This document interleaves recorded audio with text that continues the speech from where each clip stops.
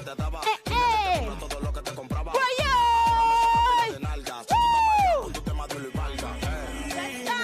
Que lo que tú quieres. Si te fuiste, tengo la casa llena de mujeres. Looking good, Masqueraders. Si eso te detiene, búscate a otro. Te que te conviene. Back again.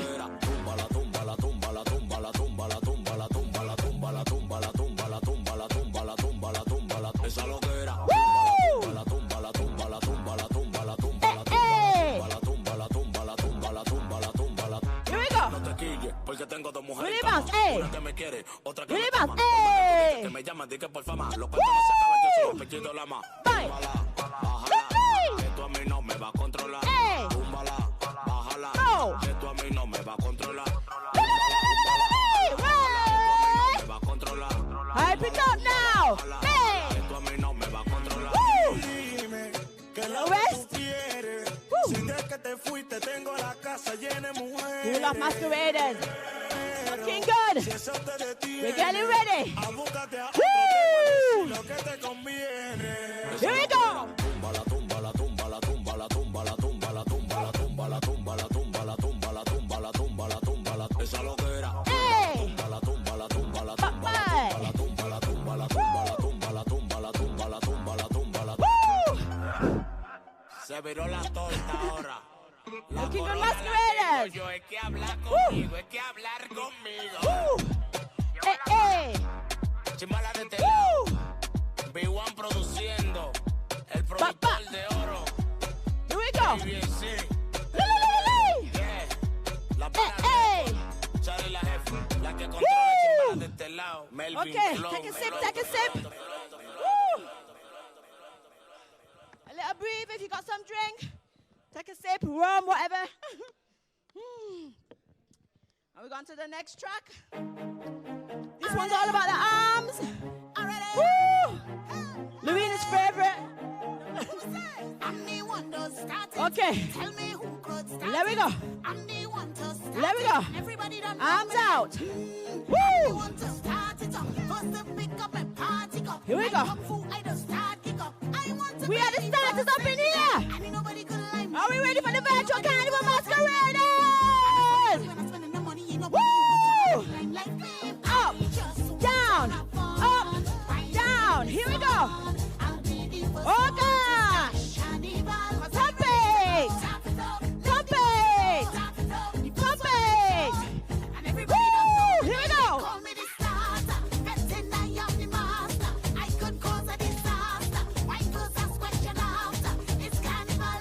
it! Pump it! Pump it! Woo! Here we go.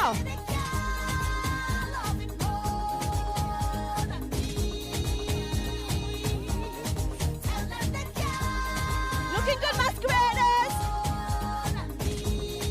Woo! Okay. I have a drink in my hand and I can't put it down. I have been waiting so long for Carnival to come. Pump it! Pump it! Let me go! Pump it! Overway! I am the one who is always first to start the thing. I want to be in the vet when we first start to sing. I am the Pump it! Pump it! Woo! and everybody knows Over the arm! Here we go! Round! I could cause a 5, 6, 7, 8, over side! Woo! Here we go! Can I see you there? Woo! Okay!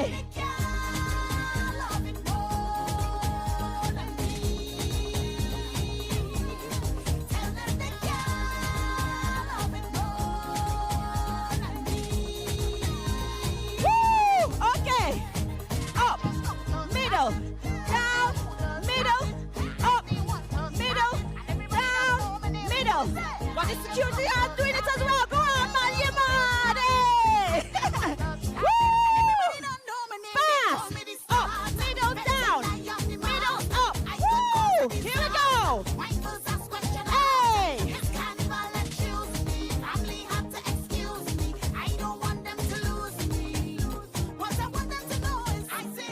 Pump it!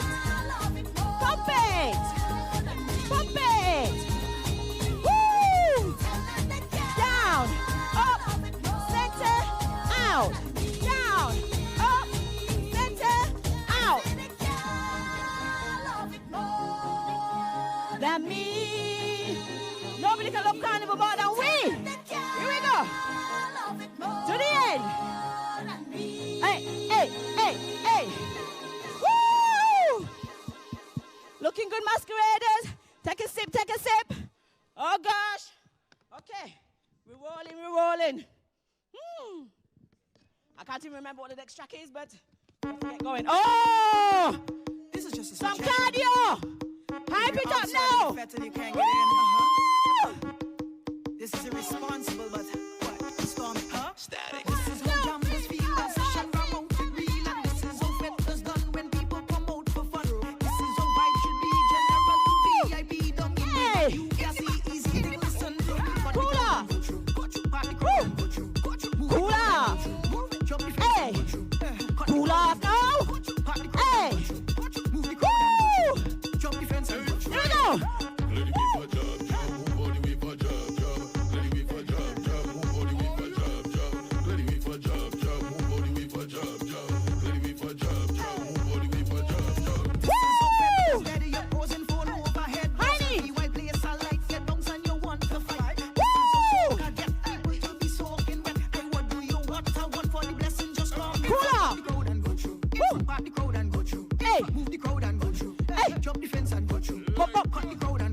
Here we go.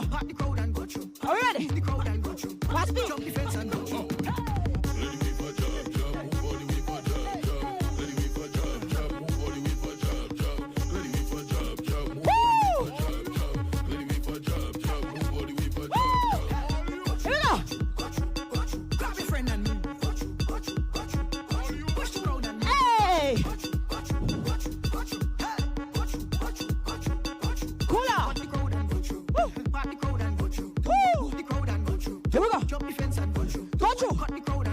Go through. Pop the crowd and go through. Let's go. Move the crowd and go through. Woo! Jump the fence and go through. Go through. Go through. Go through. Go through. Go through. Go through. Go through. Go through. Go through. Go through. Go through. VIP. Go through. Go through. Go through. Woo! Get the VIP. Go through. Go through. Go through. Go through. Go through. Back again. Disclaimer. See all that advice I gave you at the beginning of the song. About storming the party and stuff. Just kidding. Don't storm the fed.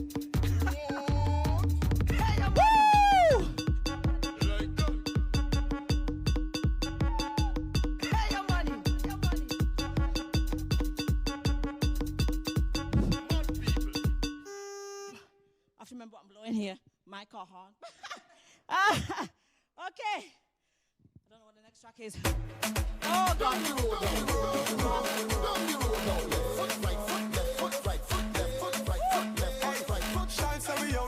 Here we go.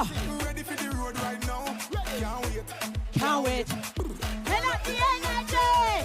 Hey. Woo! Here we go.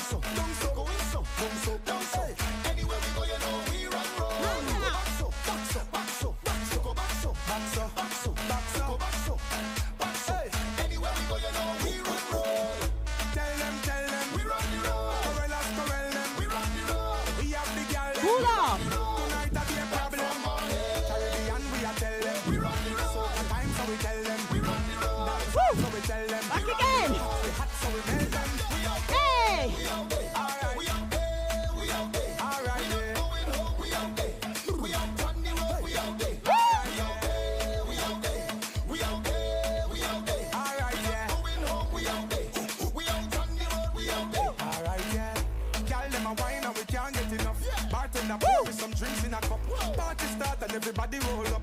Energy high, nobody never call up. Everybody there, hands up. Party here we go. Till the sun comes up.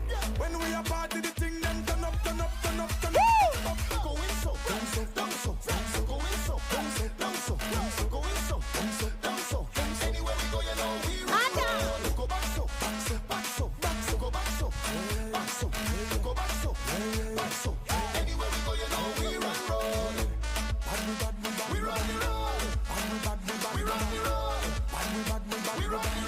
That's summer.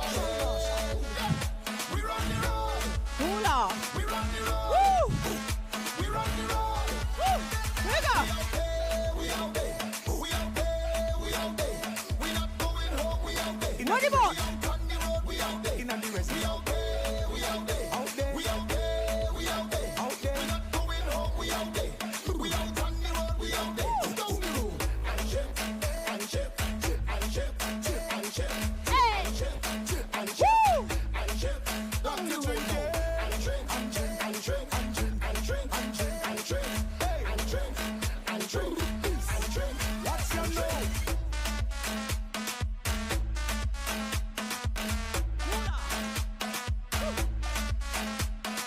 Hey! Woo!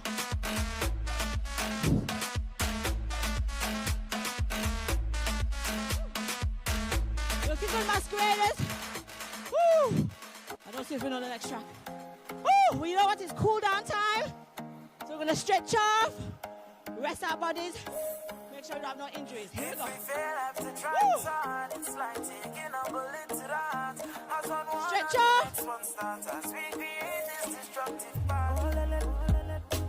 Over side. Are you willing to try? Just tell me, girl. Say yeah, yeah, yeah, yeah, yeah. Go take the shoulders. If you're willing to fight, I'll fight for you. Just say yeah, yeah, yeah, yeah. If you're over me, just open Okay. your arms, accept We're gonna go me, into just Warrior say 2. yeah, yeah, Stretch out properly. Here we go. yeah.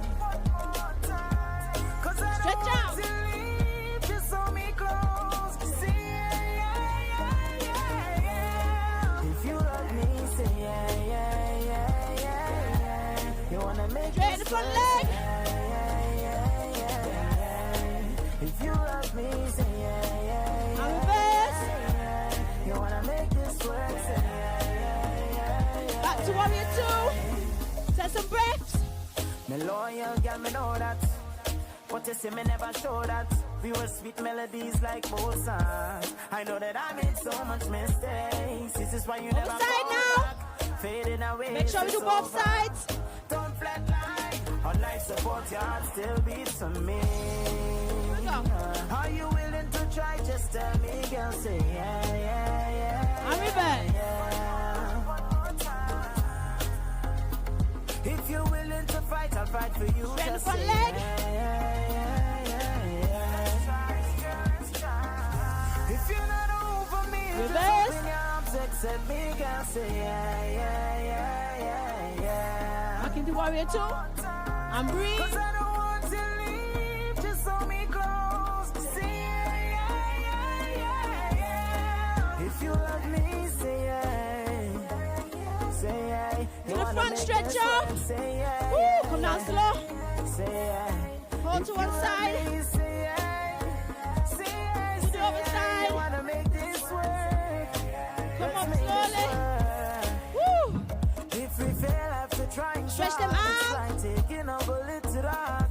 As one word on the next one start. As we create this Other destructive side. part. If we fail after trying so hard, it's like taking a bullet Looking good, to the heart. Masqueraders. As one word on the Thank you next for one joining start. the There's no Anonymous question I have to Soca Size ask. Fitness Class. You know how we do. If you're willing to try, just tell me. Whatever it is, you're ready for the road. Woo! Looking good, Masqueraders. Woo! Say yes, say yes, say yes. I know you're not over me. Thank you, everyone. Let's virtually thank Fenella and Lorena for Soca Size. Nah, without horn, there's no Fenella. What we're gonna do now, we're gonna move into 5 minutes of unstoppable carnival, as they used to say in the old days. Keep it locked.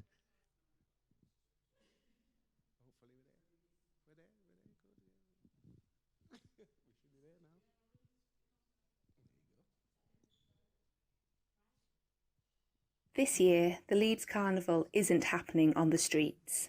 But we still jumped up. Because the carnival is unstoppable. Unstoppable, unstoppable, I'm unstoppable.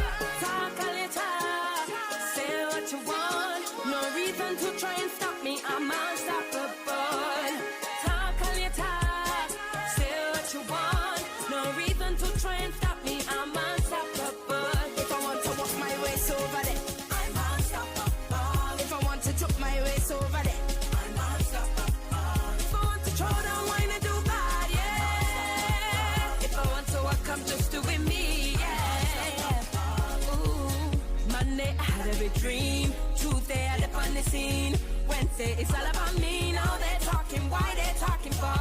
Thursday I they on the road. Friday, Saturday I'm matching up show. Sunday I nearly lost it all. So I do whatever I want. I do not care what they talk. I do whatever I want. God alone, he go judge us. So I do whatever I want. I do not care what they talk. I do whatever I want. God alone, he go judge us. Talk all you talk. Say what you want. No reason to try and stop me. I'm unstoppable. Talk all you talk. Say what you want. No reason to try and stop me. I'm unstoppable. If I want to walk my ways over there, I'm unstoppable. if I want to took my ways over there, I'm unstoppable. If I want to throw down wine and do bad, yeah. If I want to walk, I'm just doing me, yeah. They can't stop me. magnificent is my name. I won't let go till I let them know they can't stop me. We putting in all the work to reach the goal. That's how we roll. So I do whatever I want. I do not care what they talk. I do whatever I want. God alone, he go judge us. So I do whatever I want. I do not care what they talk. I do whatever I want. God alone, he go judge us. Talk all you talk. Say what you want. No reason to try and stop me. I'm unstoppable. Talk all you talk. Say what you want. No reason to try and stop me. I'm unstoppable. If I want to walk my ways over there, I'm unstoppable. if I want to took my ways over there, I'm unstoppable. If I want to throw down wine and do bad, yeah. If I want to walk, I'm just doing me, yeah. I'm unstoppable. if I want to throw down wine and do bad, yeah. If I want to walk and go down, walk and go down, walk and go down and turn it around. Hey,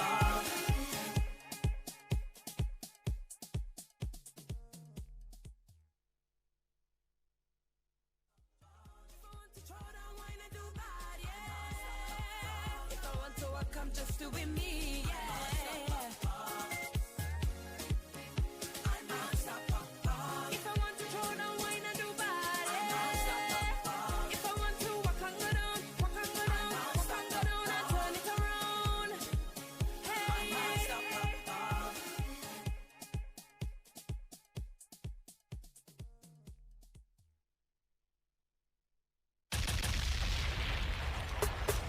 Yes, keys. You make the All right. towards the place. So you see you warm up, you get your little soca exercise. Money is the least. Start to stretch them limbs and get them real supple. Tell them money is the least of your problem. For those outside on the road right now. Outside gal is the least of your problem. Oh gosh, oh gosh. In the backyard. Hey gal, In your home. hey gal. Let me jam, let me jam. You lock down man them when you whine. You have the man coming in, coming in. You lock down man them when you whine. You have the man coming in. Soon as he get paid, he coming in. He can't run away, he coming in. Soon as you say yeah, he coming in. Tell a gal, na na na na na na na na. Hey gal, no gal can take your man. He never knock you for no Colombian. Some rich, cool and Spanish. Gonna say good morning if you now join in. From Instagram, for you him, you never get no one. Leeds West Indian Carnival, virtual carnival. Bam, bam. You him, you wine addictive like jam. For those outside right now, put on your cameras. He buy piece of land and build the mansion. Good morning to those on Facebook Yeah, Live. man, a girl can't thief him, All social media platforms. every command. Oh my gosh. Man them when you whine, you have the man coming in, coming in. You lock down man them when you whine, you have the man coming in. Soon as he get paid, he coming in. He can't run away, he coming in. Soon as you say yeah, he coming in. Tell a girl, Let me jam, let me jam, let me jam. behind the jump, I will stop till the sun come up. No way, 'cause it's hard every jamming. Bumpers on the road, big thing to small thing like. What we do? We coming to take over. Vibes on like nobody. Don't tell me about behavior. Now I gotta say, if you got your cameras on, Caribbean girls got we're gonna be moving around the spotlights very, very soon so we could see you. the north, south, When you come on camera, you gotta put a hand in the air, start it down. hard every jamming. Bumpers on the road, big thing to small thing like. Jamming. When we come around, we don't smash up town.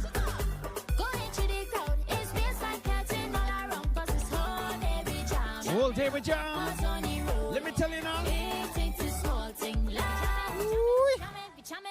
When you see me bubble, bubble, bubble, me and my girls couple bottles of open champagne, we not stop. Level vibes on the baseline, drop, drop, drop, drop. We have you at the ground, we don't care.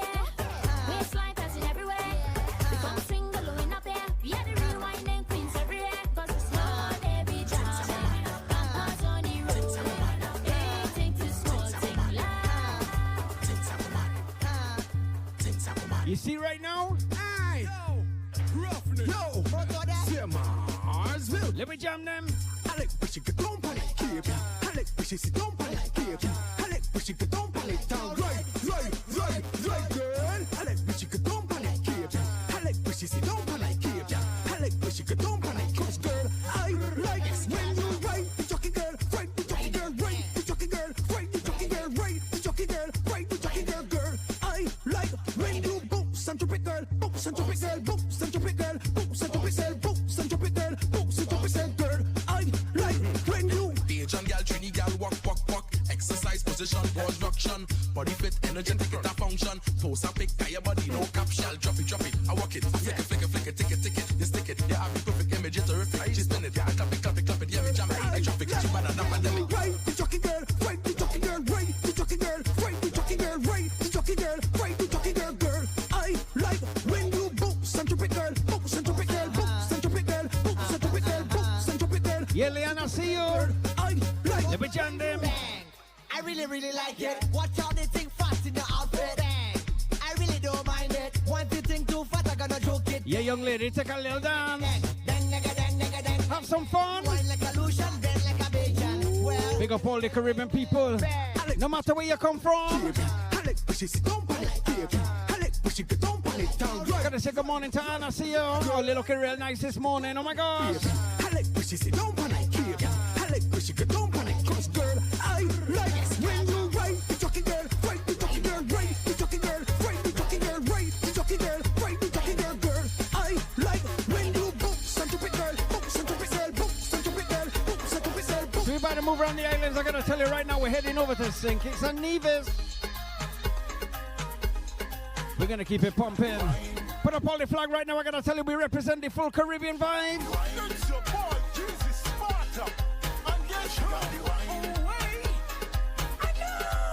Let me jam them.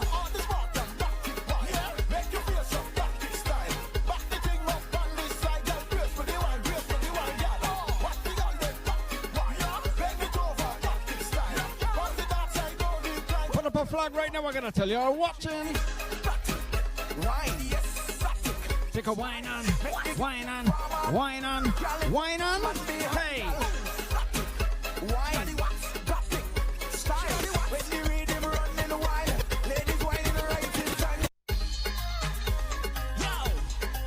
Now I gotta tell you right now, as it says, we're heading out on the road right now. You see Carnival is road, right?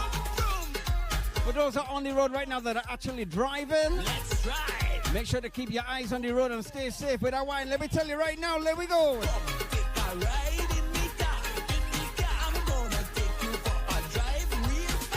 What? I gotta take it for a ride. Hold on the steering wheel, let me go.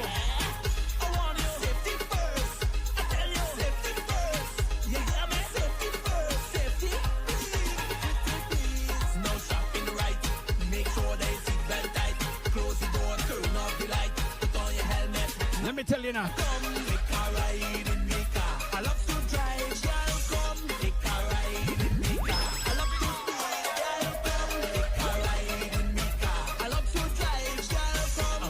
DJ Toro, the man full of soca. So I gotta say, we got a couple of cameras on if we want to start moving around the spotlight.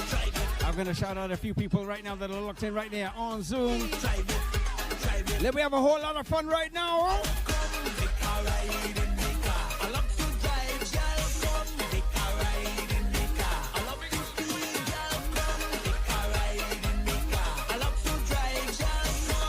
Yeah, Julia, I see the flag in the air.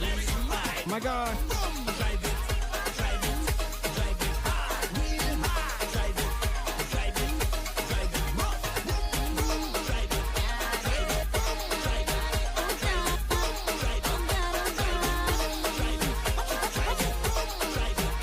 driving. You see right now? 1, 2, 1.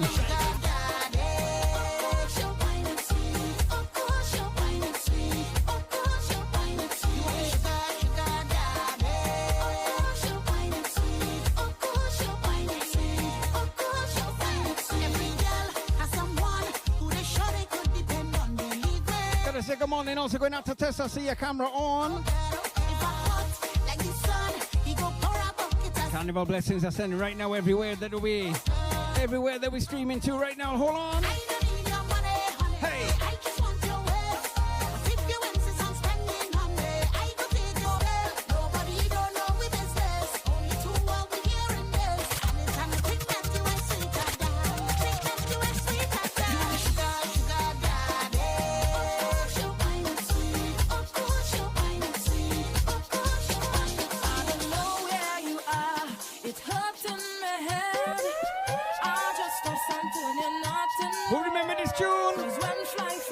Remember, just want to stay. You see right now? I know they're thirsty and they want to. Let me jam, let me jam. Boy, sugar boy, don't play with my head. If I can't get you, boy, I don't want no one else. Sugar boy, please understand. Don't ever give my dinner to another woman. Sugar daddy. So fine and sweet. Oh, so fine and sweet. Oh, so fine and sweet.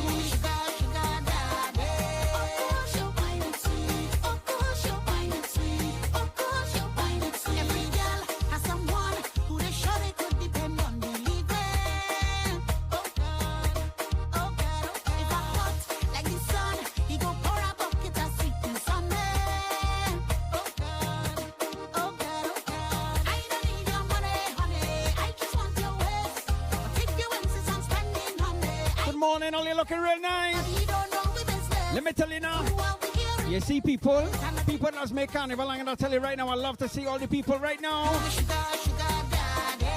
Oh gosh, they whining.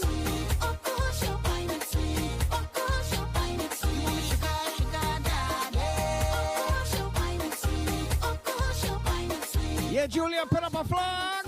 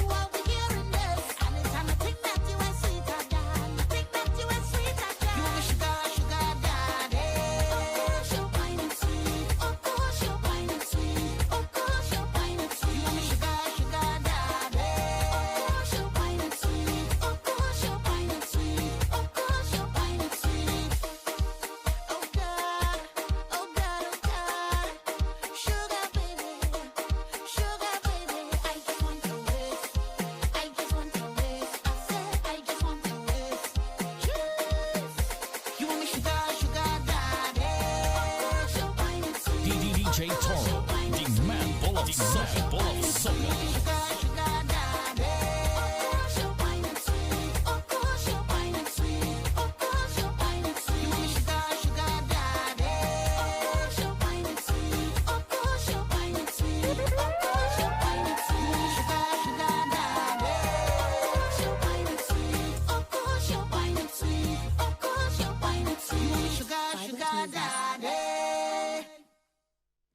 DJ Toro is a great DJ, ain't he? Let's do this. He is. Hello? Hello? Hello? You're probably on. Keep talking. All right. Let's keep it rolling. So we've had a lot going on this morning already. Let's just recap what we've covered. Yeah, they had Juve morning this morning. Big up to the Godfather. Yes. What's his brother's name? DJ Vibes. Yeah. Brilliant music. Few people jumping up and down in their pajamas. What else did we have? We had, obviously, the Princess and Princess show recap, which was so good to see. And then we had the interviews with Nyla, Shane, Aston, which just, he stole my heart. I think I just need to subscribe to his YouTube channel. I do have to say, Nyla Shea is an absolute natural. I think we're going to see more of her in the whole Carnival structure in the years to come. Absolutely. So next, we have some more exciting footage for you. And we are going to go next to Khadija Ibrahim for some more poetry and Malika Booker, I think. And Malika Booker, I know. My name is Khadija Ibrahim and I'm a poet writer. All right, so I was actually born in 1967, the year of Leeds West Indian Carnival, actually August 1967. So I wouldn't say that was my first experience, but I would say that I probably from my birth heard the music. And I say that because I lived one street away from the founder of Leeds West Indian Carnival, Arthur France. So my memory is really about music being playing, the preparation of mass costumes, Mr. Morris across the street playing steel pan, people preparing. But I think probably my most earliest memory of Carnival, at least my independent memory of Carnival away from my family, I was probably about age 9. And my grandparents and my mother allowed me to go to Carnival with my friend Lisa Fell. And so we decided that, well, Lisa decided that we were not in a troupe, but we could create our own troupe. And so we were going to wear alternate back tops and gypsy skirts, and we were going to have our hair plaited up in pineapple. And so probably about age 9, jamming with Carnival through Leeds city centre. That time it used to go through the city centre into town. So that's really, I guess, my earliest memory of going independently. But I used to go to Carnival as a child with my parents.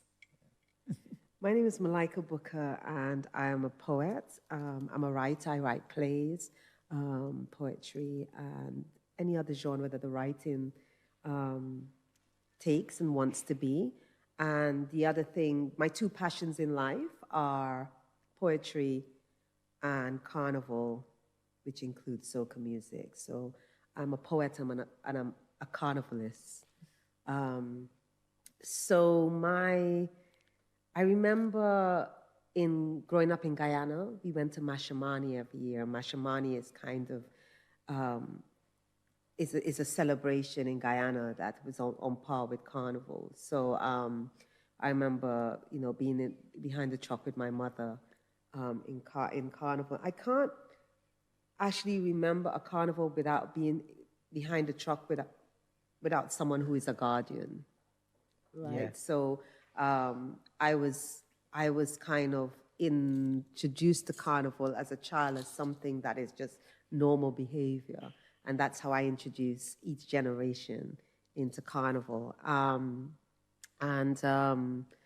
My first kind of memory of Carnival for myself, I suppose, was in Notting Hill. So Mashamani, you would either go, you and your troupe, you or your school, you would make up little costumes with your school, and you were kind of kids and you did this thing, and you're behind the truck and you don't know if you want to be behind the truck, and your parents are there saying, smile, move, dance, do something.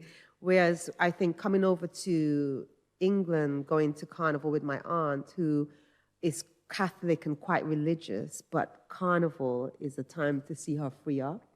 And so we would go up, my cousins sold food in Notting Hill Carnival, so we would go and we would help on the stall sell the food, and then at midday was my time to go off into the band. And so I would go into the band. I would be in the, during costume carnival time, in the mass camp at Santua Art Centre, watching people make costumes. And it just seemed like a way of life, really. So it's really interesting that they're celebrating 54 years. And I really just kind of want to say that as much as Leeds celebrates 54 years as the longest carnival in Europe, I think it's important that they stamp that legacy. And so the fact that they're doing legacy this year is so important, it's so relevant, that people can really get a sense of what Leeds West Indian Carnival does, and the richness of Carnival, and the way in which people prepare for Carnival. So my kind of take on Juve, knowing that Juve is a French word and it means daybreak. And I'm going to say Malika and I are going to just share this kind of conversation about what Juve is. And so it means daybreak, at the day of break. And what's really interesting about Juve is what the late Tony Hall talks about. He says, Juve, there is this moment of silence in which Juve takes place.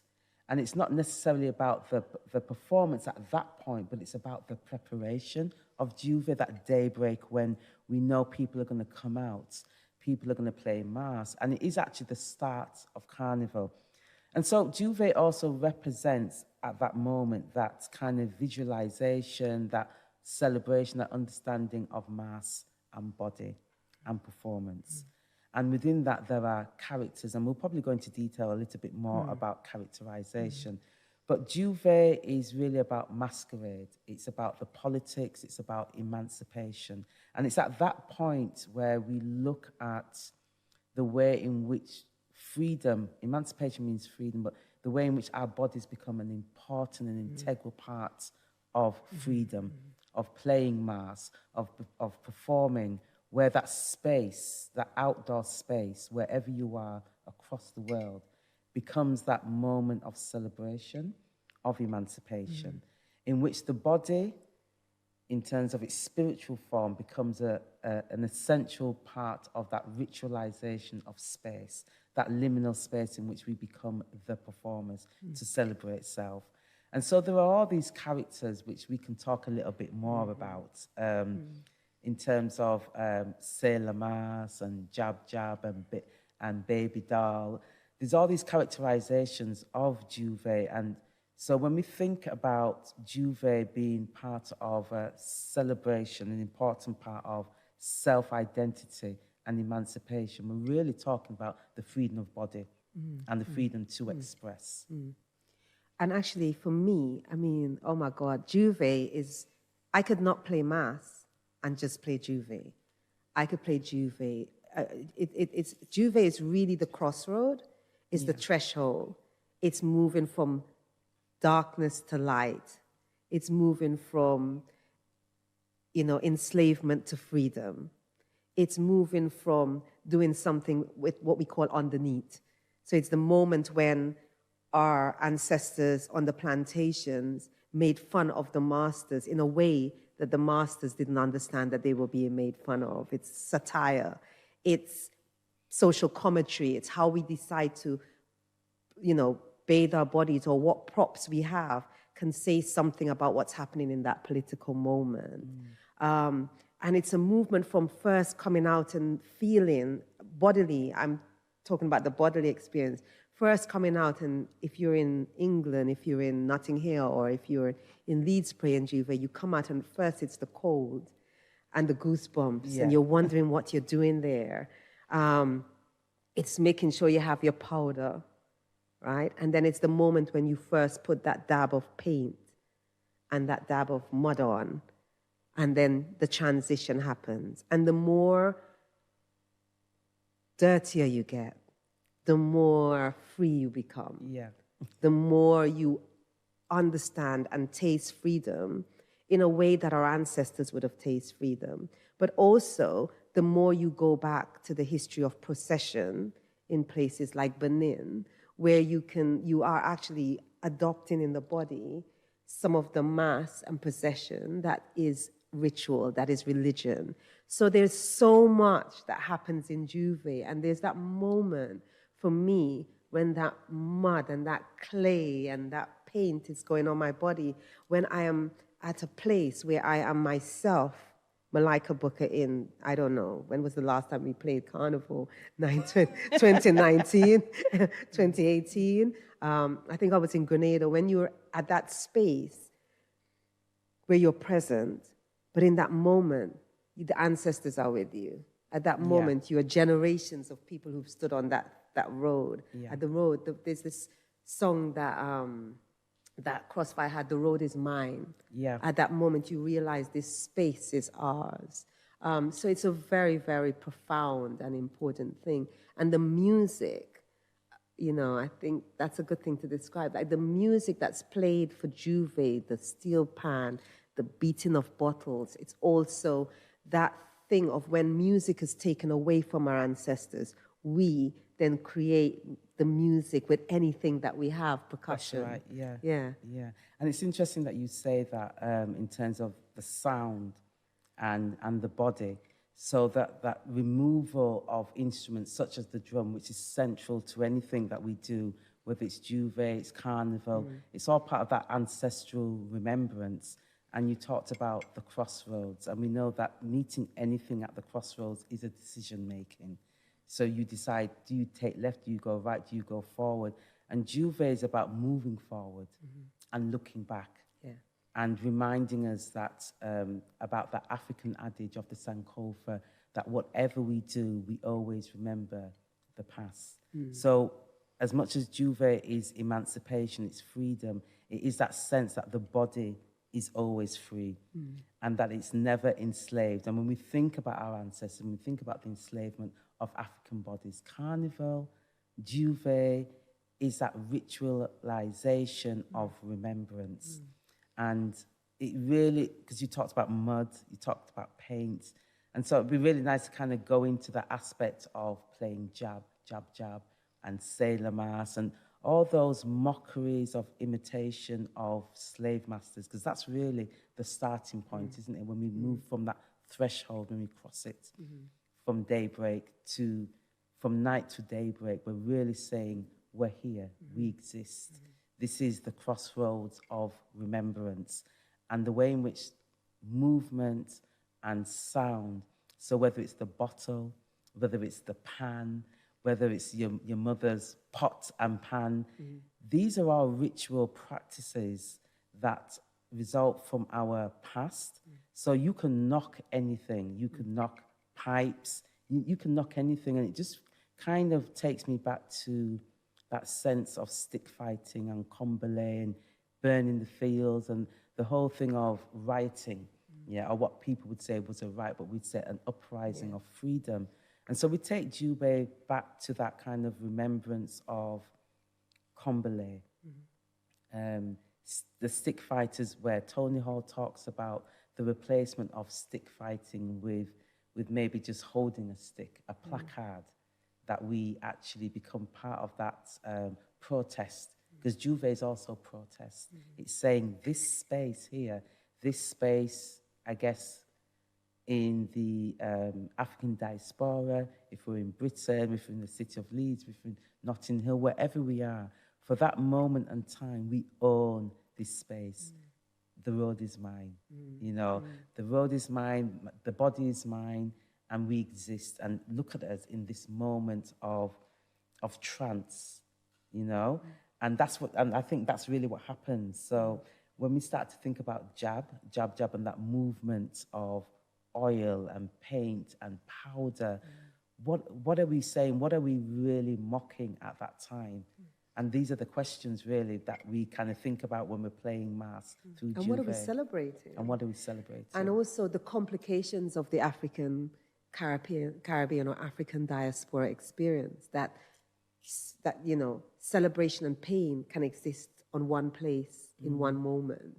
And so the crossroads, I love the crossroads as a kind of metaphorical way of acknowledging that at the moment we're celebrating, but we're crying. I know that my body is in a sense of traumatic tabanka, you know, which is a kind of Trinidadian word for grief, because for several years it has not been able to have what I call my therapeutic moment, which is on the street. You know, on the preparation for Carnival, I usually say, I can't wait. I have so much things to dance out of my body. I have so much stress. I have so much pressure. I have so much things to celebrate. I wanted to go back to thinking also about procession and community. The fact that you're gathered strangers, but family at this moment as well, and you're becoming one in this train of movement, and how we pulled our traditions through when we weren't allowed to do things, how we resisted, and, kind of intertwined or hid some of our rituals within some of the things that we're doing now. And it's this notion that when everything is taken, when the mouth can't speak, when anything else is taken, the body remembers, and the body navigates how it's going to do that remembrance and how it passes it on, So with Jab Jab in Grenada, Jambalasi, in Trinidad you say Jambalasi, and it's usually the Jab Jab is usually a relationship or an enactment of the kind of the devil, or you have the blue devils in Trinidad, as you call them. In Jab Jab, there's this way it's of coating your body. At one point in our history, it was with ash. Yeah. Or it was with the molasses. Yeah. They're oral kind of tales about where Jab Jab comes from. One of the things that is one of the oral tales that's told is that a body, when people were mixing the cane, sometimes bodies would fall into that tar and be burnt alive. Yeah. And so that when you're enacting Jab Jab and you're painting that for the ancestors. You're acknowledging that. Another thing is that it's that entwinement with the French planters and that celebration, before Lent, that kind of bacchanal, that freedom, and then Lent comes where it become entwined with kind of religious ceremony. But most importantly, you paint yourself with oil. You have the horns, you have the chains, which can be said the chains of the devil, but it can also be said the chains that enslave, the shackles. That's right. You have the grotesque. Yeah. You have people looking like they have snails and fish coming from their mouth. Coming from their dragging off coffins. Dragging coffins, which are such visual metaphors. It's so poetic. It's so visually poetic, and so. The other thing is it's just a freedom mass because anybody can play. Anybody, you can sit down and decide what your metaphor is, what you're celebrating, what you're going to put in that coffin. What is happening in the news today is, I don't know, is Trump going to be in that coffin? Yeah. Anybody could be in the coffin. Is in England, is Brexit? Yeah. Is the letters Brexit going to be in that coffin? What is going to be in that? Juve is also theatre. Yeah. Yeah, the reenactment of theatre, of narrative, of live art.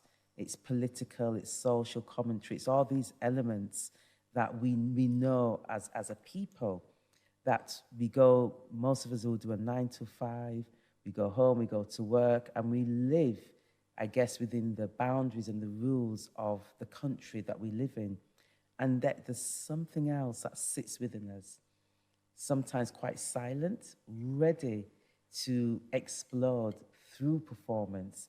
And I think that's why when you see those mass of bodies, mass as in masquerade, as in players, different from masking body, but masking body in the way that is a narrative to tell a story.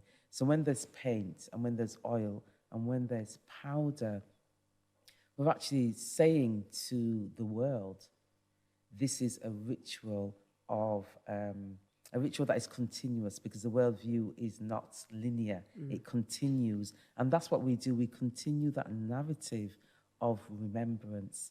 And there's something about the way in which the body transforms, doesn't it? Yeah. Yeah. And begins to tell its own story. Yes.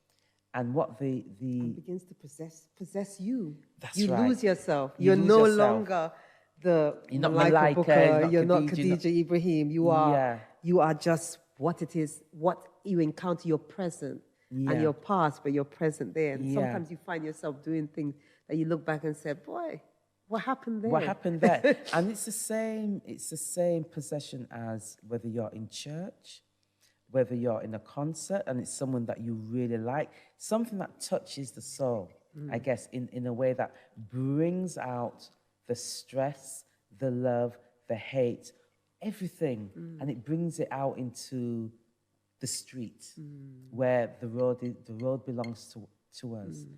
But also, you know, it's interesting the way in which those soca artists write those narratives for us to react. They're telling our story. So, you know, when I'm dead, put jab jab on my tombstone. You know, these elements of being black and dirty and greasy is also about the way in which the slave masters behaved. It's a metaphor of behavior. It's a metaphor of enslavement. It's a metaphor of telling that story without actually being historians, but we are historians within our body. And how does the music in that trance? It's the movement to the music. Yeah. The slow chipping, which is the walk, right? Yeah. The jumping when that music and that jab jab beat hits you, and the jab jab beat makes you, you know, I see people and they look like they're Maasai warriors, just jumping and dancing, because the music, the beat, that there's this persistent thing in the beat that's ancestral, that just knowing, that the sweet calypso beat doesn't do, you know, that the soca beat doesn't do, but that jab jab or that David Rudder put in that Baptist beat in, or Sister Ella, you know, put in that, you know, in Jamaica you can have the Kumina beat, or you can have the Orisha beat, that dirty, elemental rhythm that, you know, that you could have, that beats from the drum or the steel pan, or that from the licking of something, and that call and response. At that moment you're masked, your whole face is covered, and you become a part of a sea as well as an individual. And in that moment, you become community. And that's mass, isn't it? Yes. Which is different to just masquerading. Yeah. That is the mass of the metaphor of the body becoming something prevalent in that moment of performance. Hence why Carnival, Juve is all performance. It's all an enactment of theatre, a retelling of a story. Hey guys, welcome back. We hope you're enjoying Leeds West Indian Carnival 2021 so far. We've had so much going on for you guys, and that conversation was just so beautiful. I'm so glad that I got to watch that, and I'm definitely going to watch it back when this is finished. But next, we've got some more important conversations for you. We've got Arthur France and Joe Williams talking about the history of Carnival. But before we do that, I just want to ask you all to put your flags in the comment section of Facebook Live, or if you're watching on YouTube, put all the flags where you're from, the islands, anywhere. We want to keep the energy high, but enjoy the next section and we'll see you soon. Right, I'm sat here with the unstoppable Arthur France. My name is Joe Williams, and I've had the great honor and privilege of having some very meaningful, informative conversations with Arthur over the years that have helped to shape my life and provide direction. And so it is an extreme privilege to be here, to be able to speak with you today, Arthur. Thank you. I'm honored to have you. Thank you. The feeling's mutual. Right, so let's kick off straight away. We're here to, as always, celebrate Carnival, the Leeds West Indian Carnival particularly, but the spirit of Carnival is what I've always felt that you imbibe, the spirit of Carnival, which is about heritage and history. First of all, though, before we go into the past, I'd just like you to reflect on your thoughts on the future of Carnival, and from there then we'll take it back to make sense of it. I'm very, I wish I could have said that I'm positive about the future. Yes. Because the sad thing is that, it's like funny, just before I came out, I was listening to Michael Holden in an interview on television. The cricketer. Yeah. Yes. And education is the main thing. And I don't think that, for me, West Indians have African descendants. I don't think they have any pride or knowledge of who they are. Yes. Because you don't see that. That is definitely something that needs to be strengthened. It needs to be strengthened. In order to have pride, you need to have knowledge. To keep Carnival alive, yes. I mean, it's 55 years. Yes. And the project that we have to be doing is back in education. We need to roll back. Yes. Why Carnival? Yes. And the problem is, as I say, I was one of them who were very lucky to be born in the Caribbean. Yes. Well, let's start there. You know, Yes. and knowing with that African culture that it takes the village to bring up the child. Yes. So you were born into a very serious African culture and unaware of it. Yes. So what are your earliest memories of Carnival in the West Indies? My earliest memories, and I could remember like it happened yesterday, my parents used to like the Masqueraders. Yes. And the music. Yes. And it's interesting that the whole Caribbean, they are different. Yes. And they have the different time. In Nevis and St. Kitts was around Christmas time. Yes. And I remember my father and my mom, you know, I mean, and going back to my childhood days, and very, very interesting. Yes. And I remember on this Christmas day, they come out on Christmas Day, and they go around the island, and they go maybe cross over to St. Kitts and back. Entertaining villages as they go. Entertaining, you know, they leave home this morning. Yes. And they might come back for 8 days. 8 days? Yeah. So they're just like on the road. On the road all the time. entertaining. When I meet them, they stop, they Yes. sleep, and they're gone again tomorrow morning. And so they're telling stories. You say that Carnival is different and traditions, but religion and morality played a role. So you would see themes, biblical themes. Oh yeah. Stories from the Bible. They tell stories. Reenacted in Carnival. And they do replay of incidents that happen in the community. So it's like a news carrier as well. It's a very important part of it. Can you tell us a biblical story told through Carnival that influenced you the most? I'll tell you what, I remember like yesterday. Yes. I was 5 years old, Never forget. You were 5 years old? I was 5 years old. Yeah. And my mom, my dad was on the veranda. Yes. And then we heard the music coming up the road. Yes. And my mom turned out the yard to go follow the sound, you know, to meet them. Yes. But my dad wasn't coming up because he know they're coming up anyway. Yes. And but, you know, my mom, and I remember holding on to my mother's dress. Yeah. And going on the road. And the music, there was 3 instruments. They were playing, this mass band were playing the part of David and Goliath. Right. That Bunyan book. Right. Yes. So the music was made up of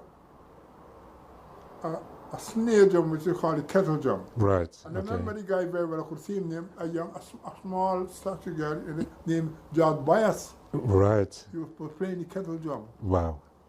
And another guy, a bit thicker, named Bolton. Yes. He played the bass. The bass drum. The bass drum, yeah. Wow. The Okay. big bass. Yes. Right. Yes. And you had a guy named Ebenezer Quealy. Yes. I could see him in front of me right now.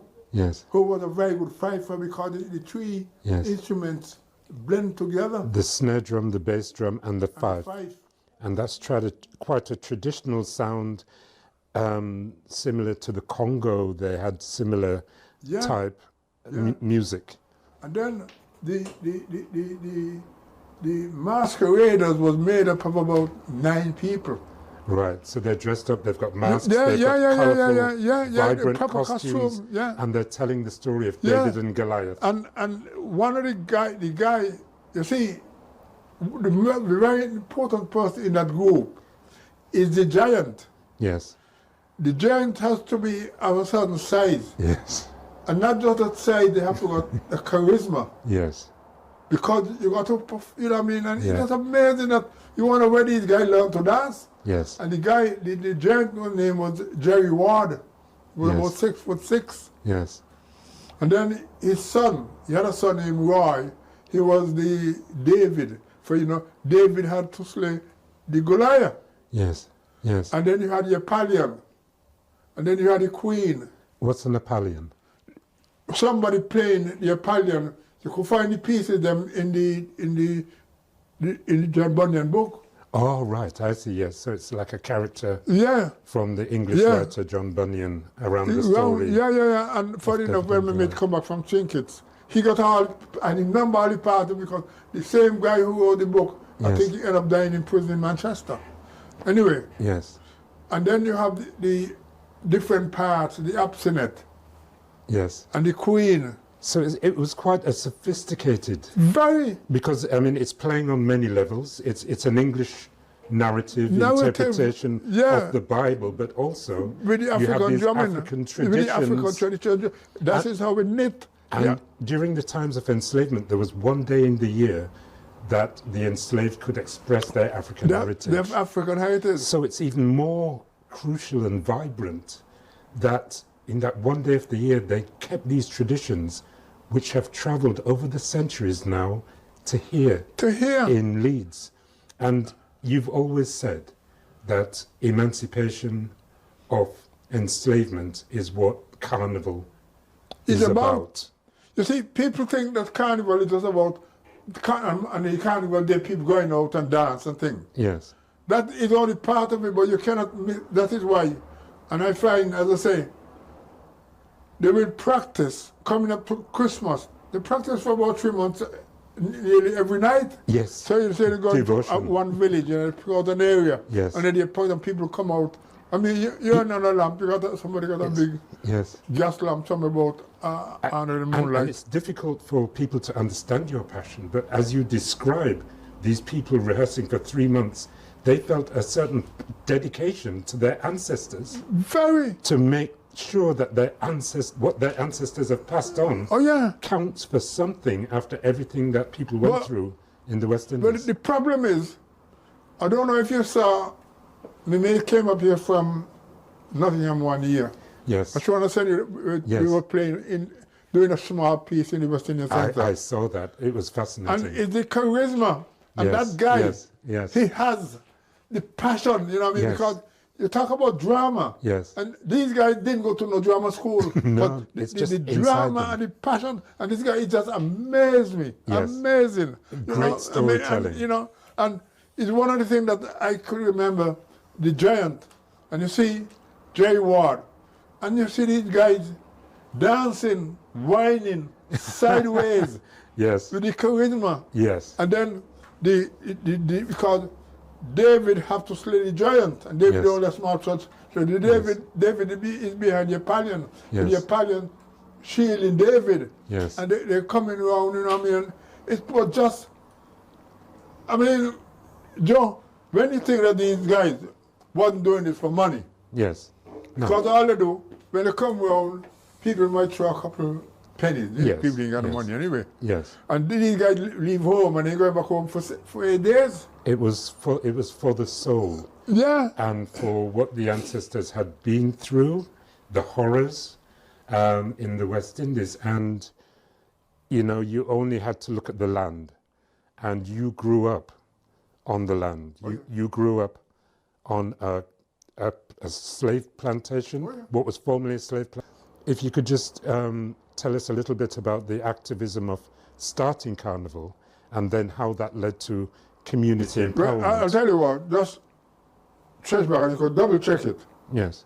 Up at the end of slavery, St. Kitts and Nevis contribute more to England wealth Yes. than any other industry in England. That's Them right. two little rocks down in the Caribbean. That's right. They say that one Caribbean island was like a quarter of the GDP of Britain. St. Kitts and Nevis produce more to England. Yes. And that's why I couldn't take them because I understood my history. Yes. Do you understand what I'm saying? Yes, absolutely. And you got that from home, and there's a frustration of coming to a Britain where your ancient African heritage, which has contributed to Britain's heritage, and the medieval heritage of West Africa, the great empires. Nobody knows about that. Oh, no. But they have a degrading image of black people and try to keep people in a degrading place. And was that part of the inspiration? Well, this is why when I came here, yes, and I remember I came here and I looked, and I said to someone, I said to a few friends, we were better off, most of us, a lot of us were better off in the Caribbean than coming here. The quality of life. The quality of life. Yes. Because the spirit. We were living in little rooms that share a bed and all this kind of a crap, and people looking at you yes, as dumb. Yes. And one of the things I do realize, our education system was a way beyond the British education system. Yes. And we worked that out a long time. And that was a difficult concept for British people to grasp, that people from the West Indies they couldn't understand had that. a higher education. Because the first school was Corporate Street, where the black youngsters went to. But some of, quite a few of the West Indians were mentally so much into the colonial doctrine Yes. that you have no right to challenge a white man. Yes. Yes. Well, that wasn't going to happen to me. Right. Because one of my uncles was one of the greatest politicians in the whole of the Caribbean, whoever the longest running politician in the Caribbean. Yes. Sir Joseph in France. All right.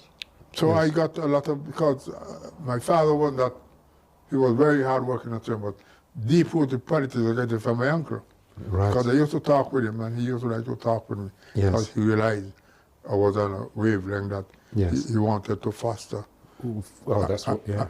And so we came and we realized that our education was a way above the average English education. Yes. You know, you understand? And then we work out, hang on a minute. The children came and they went to Corporate Street. So most, I'd say 90% of the parents who came here was very much under this colonial mentality left over to challenge. Yes. They used to, that we used to like to go to the parents' evening. Yes. And they used to get at us to say, well, look at them, they didn't even have children and they come into we used to embarrass them, they said. Yes. Because we used to come and ask questions yes. that they don't dare ask. Yes. You understand what I'm saying? Yes. And I do remember that Corporate Street School and Leeds had the chief education officer was a man named R.S. Johnson. Yes. That guy was racist. Yes. And we wasn't going to play with him. And the education system was racist. We've got very racist. Bernard Coed wrote a book about because how black children were devalued. We took that on. We took that on as well. Yes, and so you had local challenges. So when we went down to, when parents went to the education department, the guy used to bluff them off and disrespect them. Yes. And the parents accepted it, and we weren't going to. Yes. So what we did, we organized a meeting with him to come into Chapeltown. Yes. So one night, so he think he was coming to meet about 5 of us. But when he arrived, we had a room full of people. Yes. And we were young, and they were looking at us. So we had a lady from Barbados who was very political aware, very funny for the Bajan. And her name was? Mrs. Stout. Mrs. Stout, yes, yes. And so we invited her to chair the meeting. And so we said, we ain't got the problem, these are the people the problem. Yes. And so then we took it from there. Yes. And he had a lot of power, you know. He was, at that time, R.S. Johnson, the chief education officer, was in charge of all the schools, Park Lane College. Yes. And the technical college was the Metro University. The guy had a lot of power. And then Leeds had a Section 11 funding that was supposed to spend on black children, yes. but not a penny was spent on them. It's like, so the first-born generation yes. went through hell. Yes. And then we decided, the headmaster at Corporate Street School name was Mr. Buckley. Yes. And he was racist. Yes. So we decided to take him on. And he, very disrespectful. So, up with the Sikh Center of Chapeltown on the other side of the road, Yes. the other black church, the Church of God. Yes. And this minister he was from Trinidad, he was the minister there. So we pull apart one of them. So we decided we're going to take the children out of school for a day, a college strike on the school. Yes. And so we asked him to, if he allowed us to use the school to do some work with the children for a day. But he didn't know what we were doing. When he realized what we were doing, yes. He said if he knew what we were doing, he wouldn't get involved with us. Yes, yes, yes, because he wouldn't want to be tainted. No. And then you had a black woman. The first black woman was a magistrate, Mrs. Phillip. Yes. And you had another one from Mrs. Prokop. Right. You know, these are do-gooders. Upstanding, yes. Went in town and apologizing for our behavior. Oh my goodness. And we decided no children coming back in here until this guy gone. And in the end, he had to go. He had to go. And that's through community pressure. But it wasn't just education, it was housing, policing, social provisions. There was a struggle. And so Carnival was a great release. It was an outlet. Well, you see, and an opportunity I had him in mind, my plans. But something we cannot allow people to know because we, on the way, we don't want to get involved in all that. Yeah. So I started to talk about Carnival. Yes. And they talked to me, oh yeah, you'd be good. They don't talking, you know. Yeah. Then I work out, you have to have an organization behind you. Yes. So I decided, well, when the Federation of the Caribbean broke up, I was very heartbroken. Right. And I said, we need, in England, we need to get together as one people. Yes. Because, you know, you got Jamaican, you got British, and you got things, but, you know, when you see a black person, for me, I didn't give a damn where you come from. Yes. I'm coming to talk to you, so we got to work together. Yes. And so we decided to, let's set up this. A workout is to set up an organization because you cannot run a carnival without an organization behind you. Yes. So, I had a brother-in-law, George Archibald, who was very close and very much politically minded. I said, let's set up this organization. Yes. And we're going to call it the United Caribbean Association. Now, I was living at 15 Grange Avenue, and we work out, how are we going to do this? Invite some people to my house one Sunday. Yes. And I never forget like yesterday. And this was the last Sunday in November 1964. Yes. I live in that 15 Grange Avenue. And I invite, you won't believe, Joe, 27 people had one bed, one chair. 27 people. In the room. Wow. 27. But I was one of the youngest one day, so I was going to have the ideas. But Yes. I didn't want to be a leader. Right. But then I didn't realize that a lot of people are not culturally, politically aware. Yes. I went to look at this, I know, was a policeman in the Caribbean, this one was a civil servant, and all of them sort of, I'm going to give you ideas. Yes.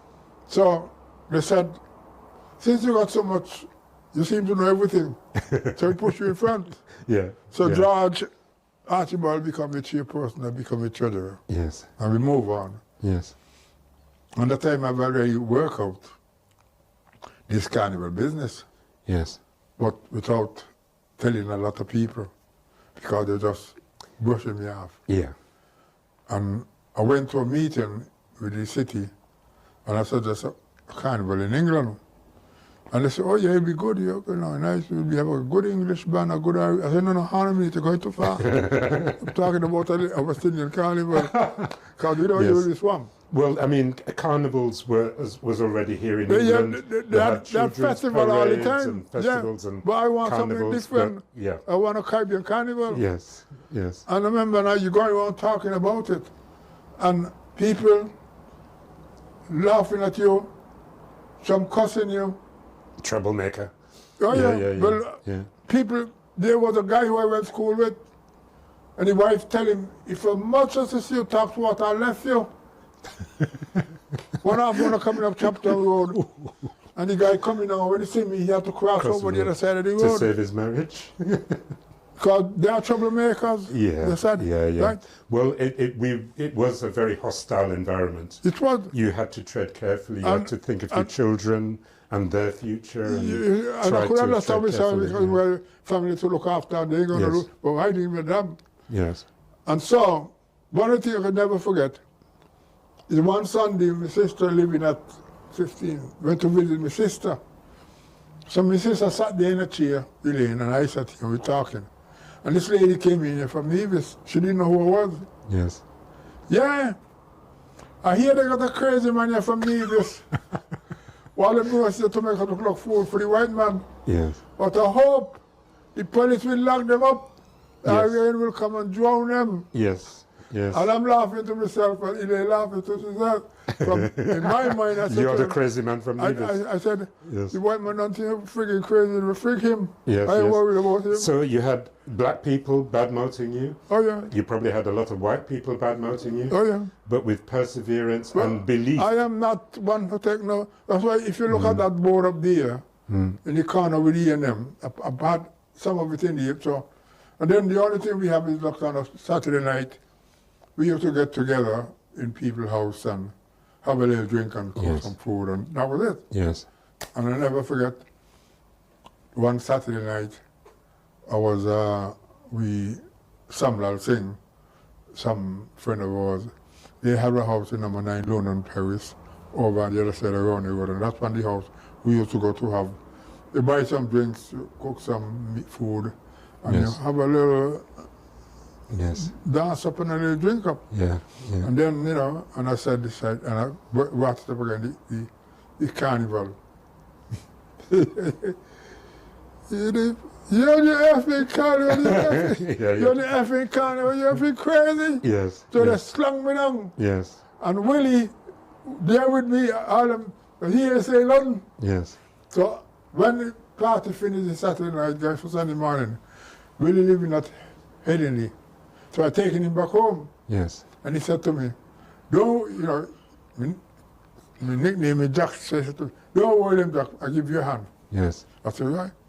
Yeah. And so then, once Willie say yes, things gonna work. Yeah. So I said, right, we meet on Tuesday. Yes. We had a number 3 Copper Street, we had rented from the number 3 Copper Street from the City Council as headquarters for our organization. Yes. So we met the Tuesday. Yes. So Willie, Calvin Beach. Yeah. His cousin, maybe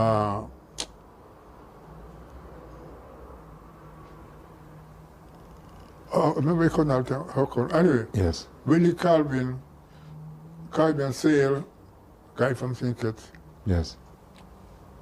George Archibald, and I think Willie cousin name was, And these people were activists, because I know that Calvin was deeply involved Calvin was very radical. in Saturday schools to get young children's yeah, minds Calvin on a was, positive Calvin path. was very, very radical. Yes. Far more yes. radical than me. And so these people basically, it wasn't just Carnival, they contributed to the health of the Well, community. we had plans, Yes. but we weren't going to let them know. They just said Yes. group no because they Yes. were going to jump ship. Yes. Can I just jump forward? Because I know, Britain was going through its own social struggles as well. The unions were playing a big role in helping to lift the country. And you probably worked with the unions as well? But before we come to that, yes, let me just shift back a bit. Yes. So then, the same organization that I set up, yes, I went into a meeting and said that we set up a carnival in England. And they told me out the meeting, these are crazy man. Yes, yes. So I not want to send a phone answer. So I went around canvassing people. Yes. I went back to a meeting a fortnight time. Yeah. And so they said, all right, okay, we pick a group to work with you.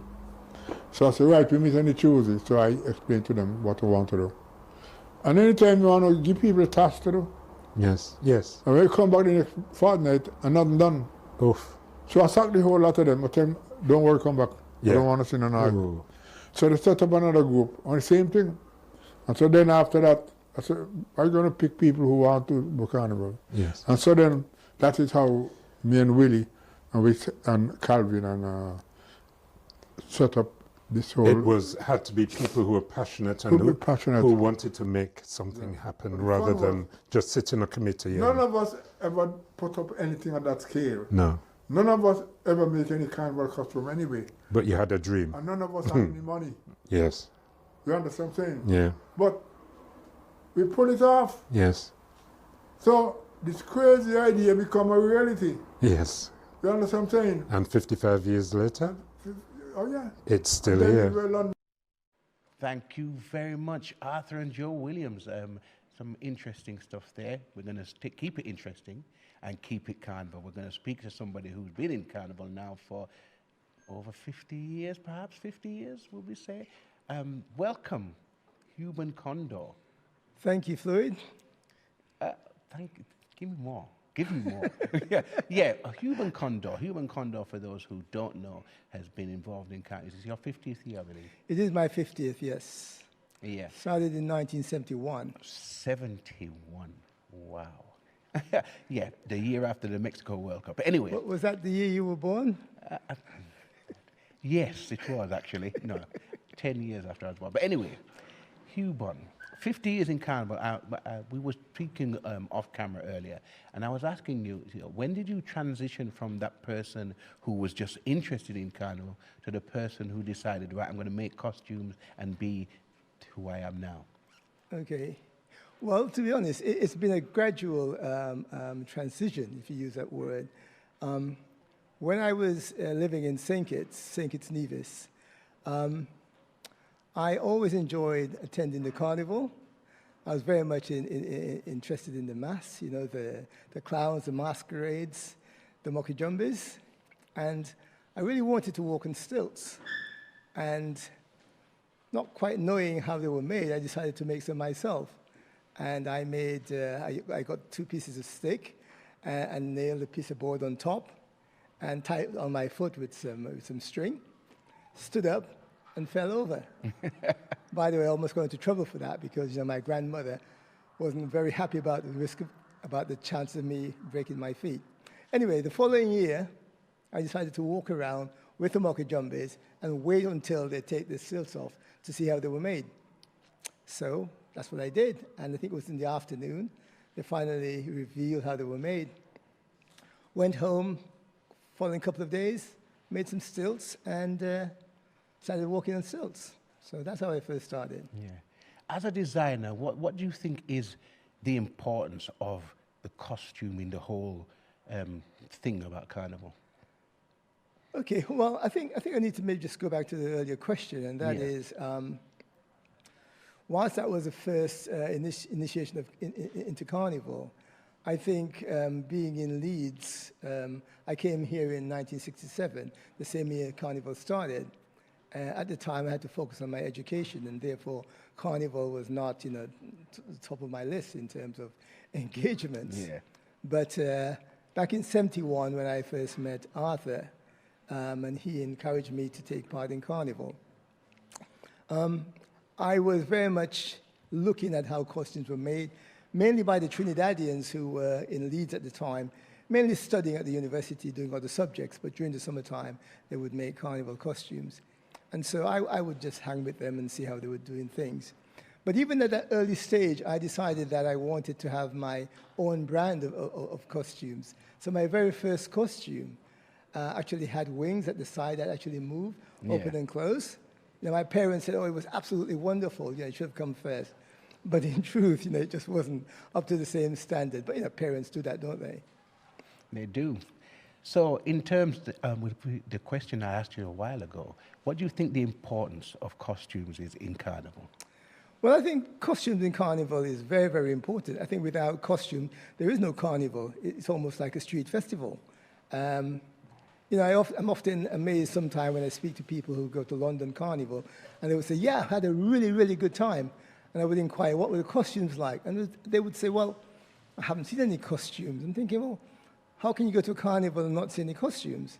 So for me, having Carnival having costumes in Carnival is very much an important part because, as you know, the idea of having costumes in Carnival is very much about our ability to take the mickey out of our slave masters as part of that particular process, as the way costumes Carnival first started from a Caribbean point of view. Yeah. I appreciate, obviously, the Europeans had their own carnivals before that point, but from a Caribbean point of view, it is about that emancipation of slavery when we had the choice then of being able to mimic and take the mickey out of our white slave masters. Yes. In terms of what you do as a designer, most people know, especially a lot of probably the last decade or more costumes, your costumes are always very technical and always have some kind of surprise. Where did that element come from? Okay, well, like I said, even from my very first costume, I tried to get movements in it. I think every designer brings to Carnival, their own genre of art. And for me, as a mechanical engineer, I utilize that particular skill within costumes. I often feel that it's an opportunity to excel. It's an opportunity to bring in the design element, my strength as a designer. So I often would make costume that transforms, metamorphosize from one thing to another, things that move gracefully, and I always try and include those in my designs.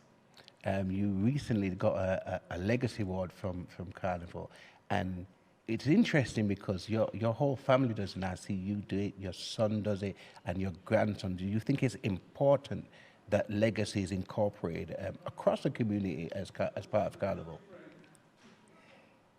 It is because that is one way of ensuring the continuation of Carnival. I mean, we've managed to the first 54 years, and to some degree that has gone by because of the consistency in leadership and so on. But for it to continue over many, many more years to come, there needs to be new breed, there need to be young people taking part, and people need to build on the legacy in terms of what's been done so far. I'm very fortunate to have my son very much interested in Carnival. And, sorry, to some degree, that particular medium in terms of common interest also helps to create friendship, and we bond a lot more because of our common interest in Carnival. And his son also is now taking active part in Carnival.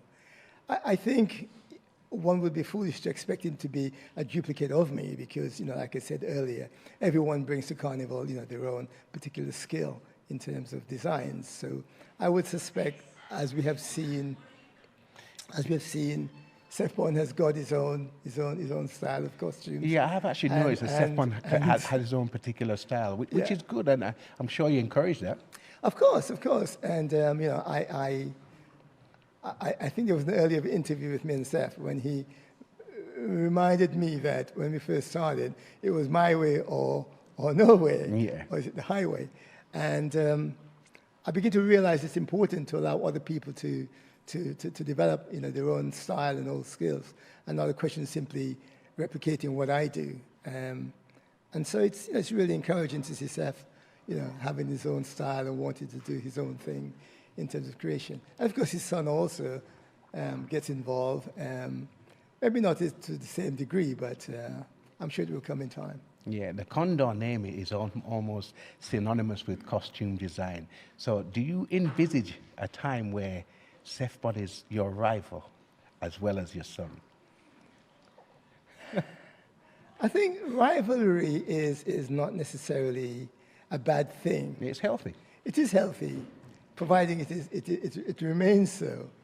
But I think what is more important is that we work together to ensure that the skills I have, I can transfer it, and he in turn can take it on board and do with it whatever he wishes, whether he wishes to adapt it in its true form, whether he wishes to change it and do something totally different. But in any event, I realize that I won't be here forever, and so it's important that whatever skills that I have the opportunity of being able to pass it on.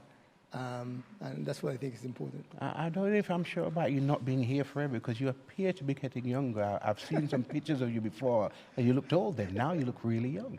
How does that work? Well, what's the regime? Is it a soca regime? The only thing I can say, you've got to blame my mom and dad for that, Yeah. you know. My dad passed away, and he was, 1993 at the time, I think, when he died. And back when we celebrated the 50th anniversary, it was another very special occasion for me in terms of Carnival, where we had 4 generations of condors taking part. In fact, we just shared a clip where my dad was trying to get into the park, into the arena, and he was riding his mobile scooter, and there's always a little track, that you have to get over, and he couldn't get over it naturally. So what he did was he had a run at it. So he sort of like went away from the track and then speed up and then went over the track, and that was absolutely wonderful. But yeah, it was really, really great to see sort of 4 generations of condors taking part. And speaking of legacy, how do you see the future of carnivals, particularly here in Leeds? It is very difficult to predict the future.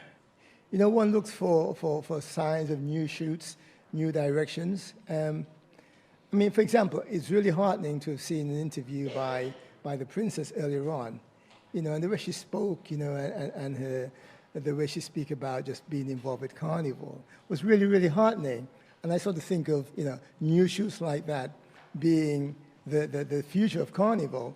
And if they embrace it and decide to want to run with it and shape it and make it whatever they want, I think that's important.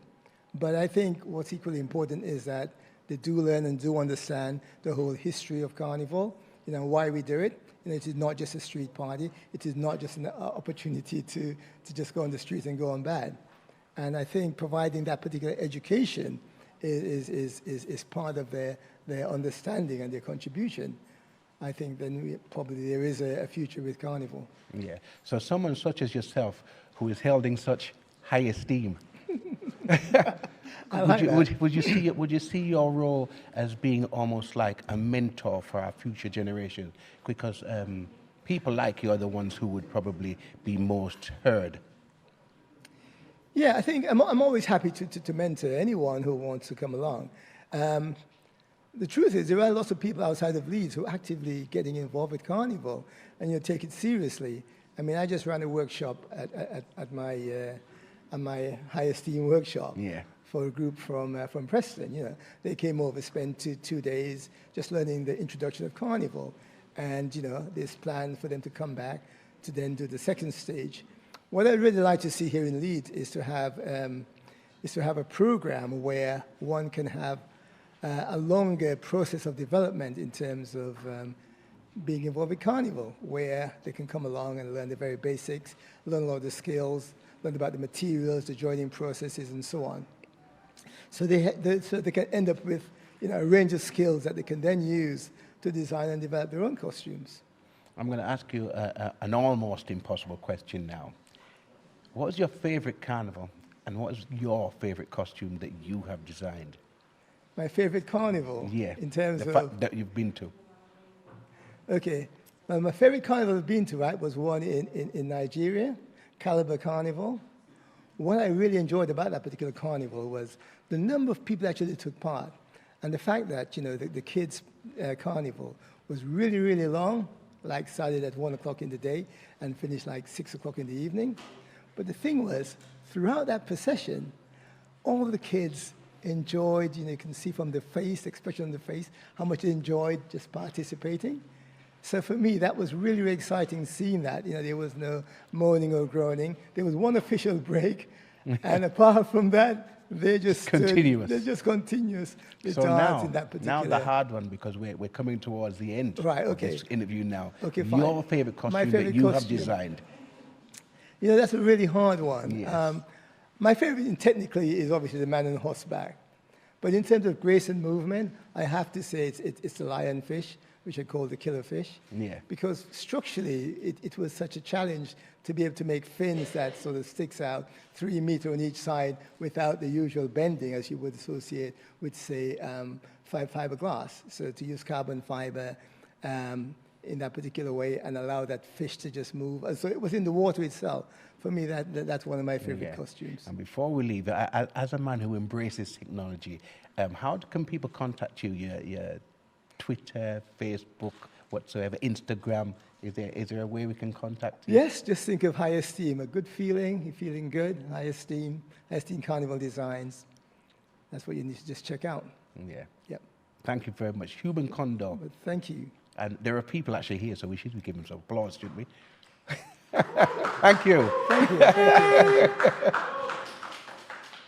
Thank you, Fred. Yes.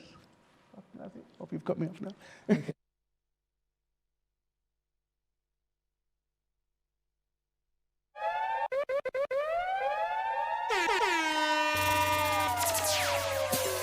DJ Toro, the mad bull of soca. All right.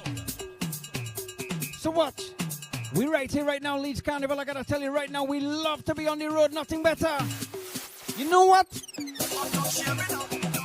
You see 2022? I gonna be the first one to play music on the road. I tell you what. You see Carnival? We gotta take a little mass on the road right now in the home. Let me go, let me go. Just don't tell me I can't play mass. Do not tell me I can't play mass. Don't tell me. I can't play mass. Gotta say good afternoon to everybody right now on Zoom, on all the social media platforms. Let me start a little back now. Let me increase the volume in the tempo. I can't play mass.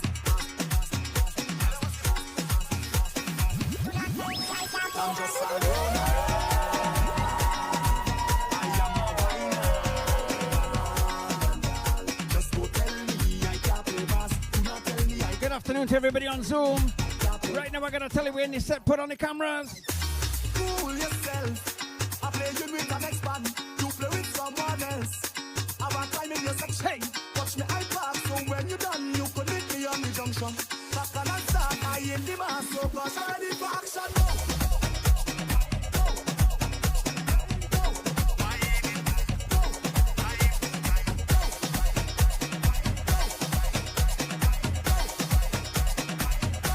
Oh my gosh, oh my gosh. So my name is DJ Toro, the Mad Bull of Soca. And right now, Leeds Carnival, I gotta tell you, put a hand up right now. This city can't hold me. My vibe's too high. And my heart, it told me, jump right now, you will touch the sky. Feel my love unfold. If you're feeling the love of Carnival right now, I gotta tell you, put a hand in the air. Oh my gosh, oh my gosh. Million people coming down, dancing to a song. Love is life and life is love. Blessings from above. Can you feel the love that's in the air? Well, if you feel it, let me hear you say, dancing, moving everywhere. If you feel it, let me hear you say, na na na na na na na. Put on your cameras, put them on. I want to see rag, I want to see flag, I want to see towel, anything you could wave right now, I gotta tell you. Take me to the river, take me to the sea. Wash over me music, bathe me in your melody. We are such a blessed tribe, sweeter than a million bees. People live 1,000 lives and never feel. Let me tell them. Million people coming down, dancing to a song. Love is life and life is love, blessings from above.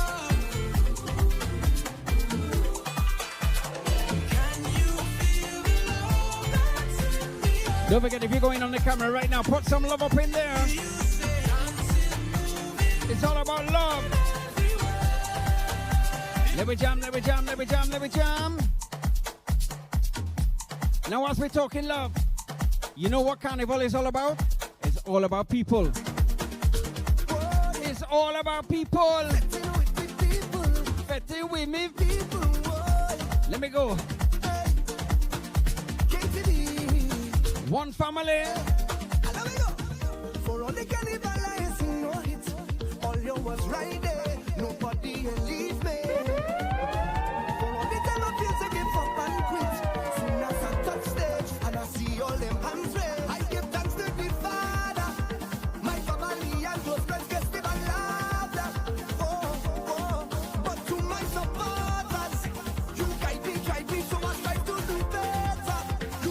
know what? I consider all your people. Jump up with the people. Wave up with the people. Get on bad with the people. Hold off with the people. Jump up with the people. Wave up with the people. Get on bad with the people. I want to carry on. Celebrate and carry on.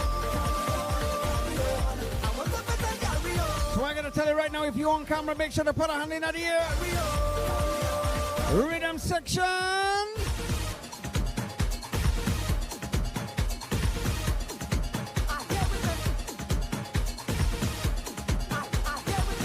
DJ Toro, the mad bull of soca,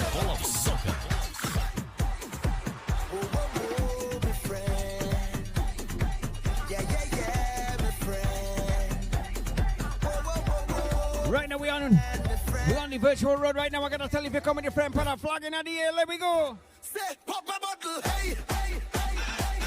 Let me pop a bottle, hey. What we drinking, I gotta tell you right now. Pop a bottle, hey. Who drinking rum? Who drinking brandy? Whatever it is, I tell your friends and family.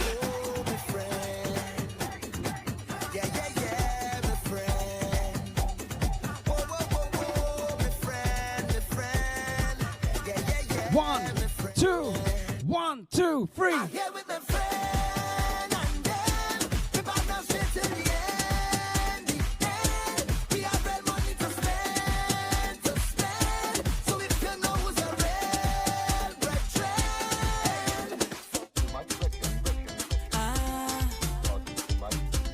Temperature rising, I'm sweating, I'm feeling hot. Oh my gosh, oh my gosh.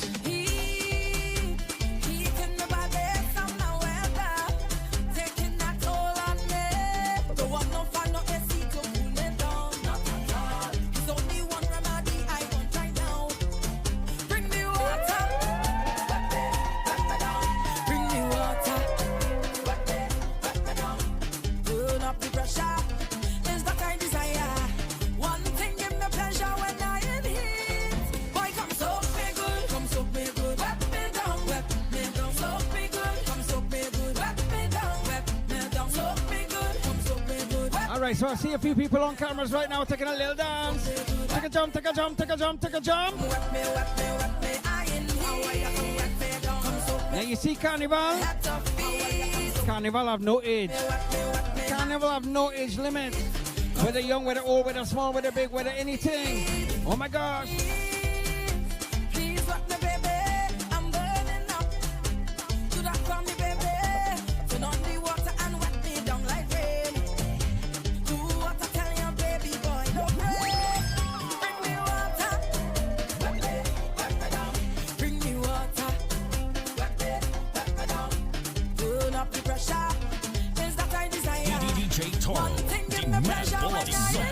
You know what?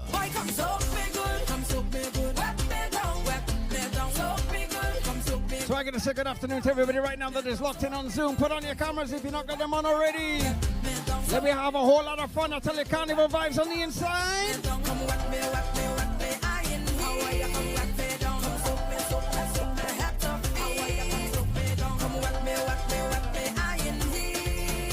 Now, as I said, you see, Carnival have no age limit at all. You know what? Carnival, I love you so. I want to see everybody dancing on this one right now. I tell you, no matter what age you might be. 1, 2, there we go.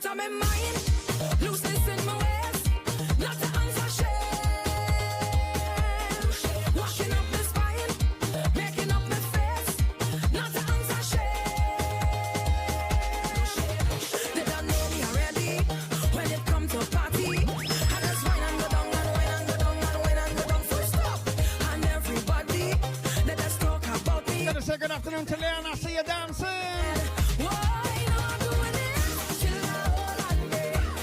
Also got to say good afternoon to Vanessa. Good afternoon to Anne. Good afternoon to Samuel. Leeds Western Carnival. We're on the virtual road.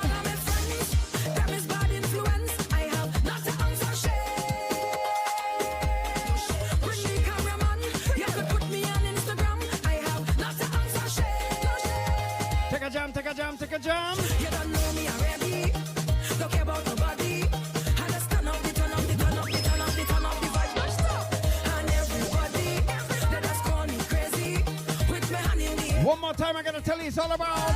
You know what? Till I whole and grey and a whole lot more. Carnival in my veins, in my body, in my blood.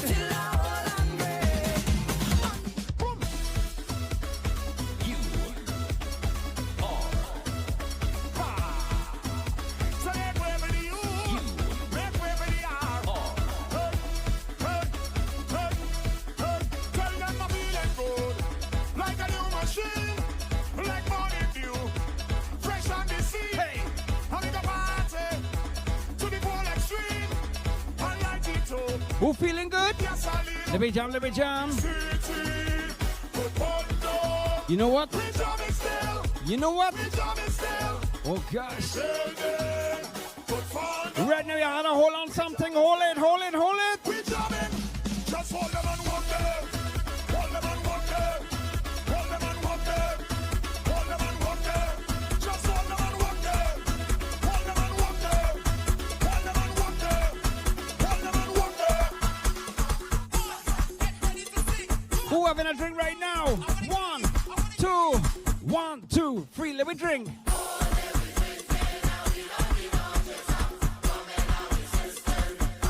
I drinking water.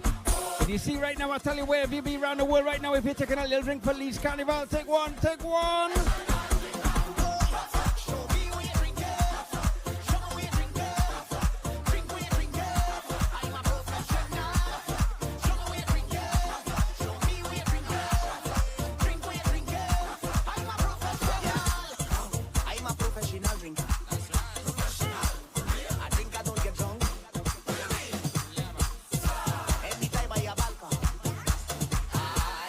Yes, Leon, I see you.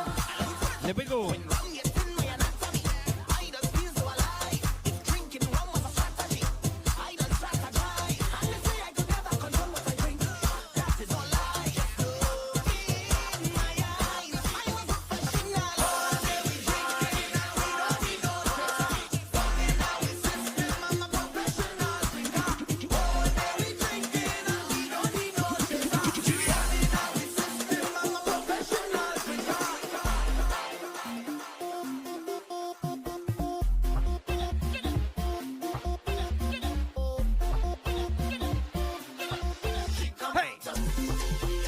About a couple minutes to go.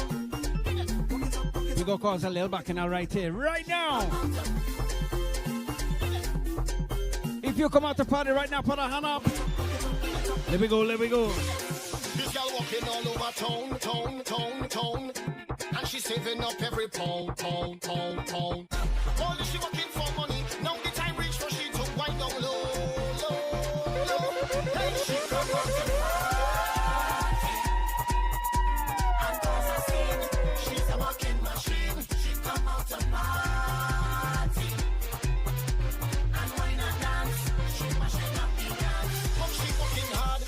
now I gotta tell you. How she working hard. Ooh. This young girl working hard. Who can't wait for a real carnival next year? I gotta tell you right now. I got about a minute to go, then we're gonna go straight into the host. Hey, she saving, she cream to be on the scene. She not making no joke with it. She working on all kind of shit. She not missing the festival, playing mass for the carnival. She buying, she costume. I'm telling you. This girl walking all over town. And she's saving up every pound. Only she working for money. Now the time reach for she to wind up. She come out to party. And cause I see. We're back. And we're forward. Anyway, go on. What we've done for the last hour? Yeah. I'm asking you. You're asking me what we've done for the last hour. Okay, then we've had conversations with Arthur Franz, speaking to Joe Williams. I've been in here live speaking to the legend in his own lifetime, Huben Condor. Yeah. There's been Khadija Ibrahim and Malika Booker in conversation also. Mm-hmm. And what's coming next? What's coming next? We've got some great conversations around people's favourite moments of all carnivals that have happened so far. So I wanted to ask you, Fluid, what is your favourite moment of carnival that you've ever experience? My favorite ever moment of Carnival. Yeah. I'm not even sure how old I was. I was around about 6 or 7. Might have been 7. So it was probably around about the second Carnival, because I was 7 in 68. And a lady, God rest her soul, Gloria Pemberton, took me by the hand, walked me round the whole of Carnival to the town hall. I remember the Lions, and she walked me all the way back to Chapeltown Road. And that's probably my favorite moment of Carnival. Yours? Oh, that's like really sweet, actually. That you're 7. All the other ones must have not been that good then, surely. I'm joking. No, actually, my favourite moment of Carnival must have been when I was a teenager as well, so quite a few years ago.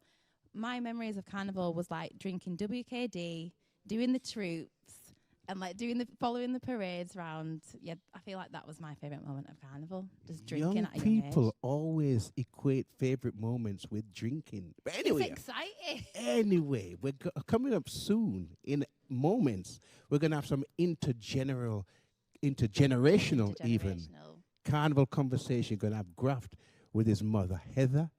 We're going to have Sheila Howarth with her granddaughter, Carmen. Coming up now. What's happening, people? This is Graft, and I'm joined by my lovely mum, Heather, and we're going to be speaking about Carnival. Hope you enjoy. What's your first experience, Giovanni, of Carnival? Oh, you want to put it on me? Yeah. My first experience of Carnival was when I was young, and I used to go with you, and you used to take me to the rides. Okay. And I remember just being on the rides with like Uncle Roger, Imani, Amar, and seeing like all the food stalls, the live performances of loads of different reggae artists, and just enjoying it, just wanting to have fun, and seeing all the sounds, the different colors, everything really, My first experience was when Grandma used to buy us new clothes so that we could go and just watch the procession go around in the park. And in those days, they didn't have like a music festival. So we would just walk around and watch all the parades, eat ice cream, and sometimes if you had enough money, we'd go on a ride. Yeah. That's a good shout. When I was younger, I used to buy sugar cane. You used to get me sugar cane. Did I? I can't remember that. Sugar cane, jerk chicken, fried dumplings. Yeah. So, yeah. What do you enjoy most about Carnival? It's got to be the jamming. Yeah? Yeah, definitely. Yeah. Especially, I think for me, Juve morning. I knew you was going to say that. Juve morning just sets it off. And then you come home, you're tired, you get yourself together again, and you're back out jamming again. Watching the procession, seeing people who you haven't seen for years, and just the vibes. I love that. It's a time of year, when you can just be free. And just release everything, and nobody cares. Everybody's there to have fun and enjoy themselves. That's what I really love about Carnival. I agree. I'd say the main thing that I enjoy about Carnival is definitely, dancing, walking up with gal in it. Just being with my friends, drinking, having a good time, and dancing.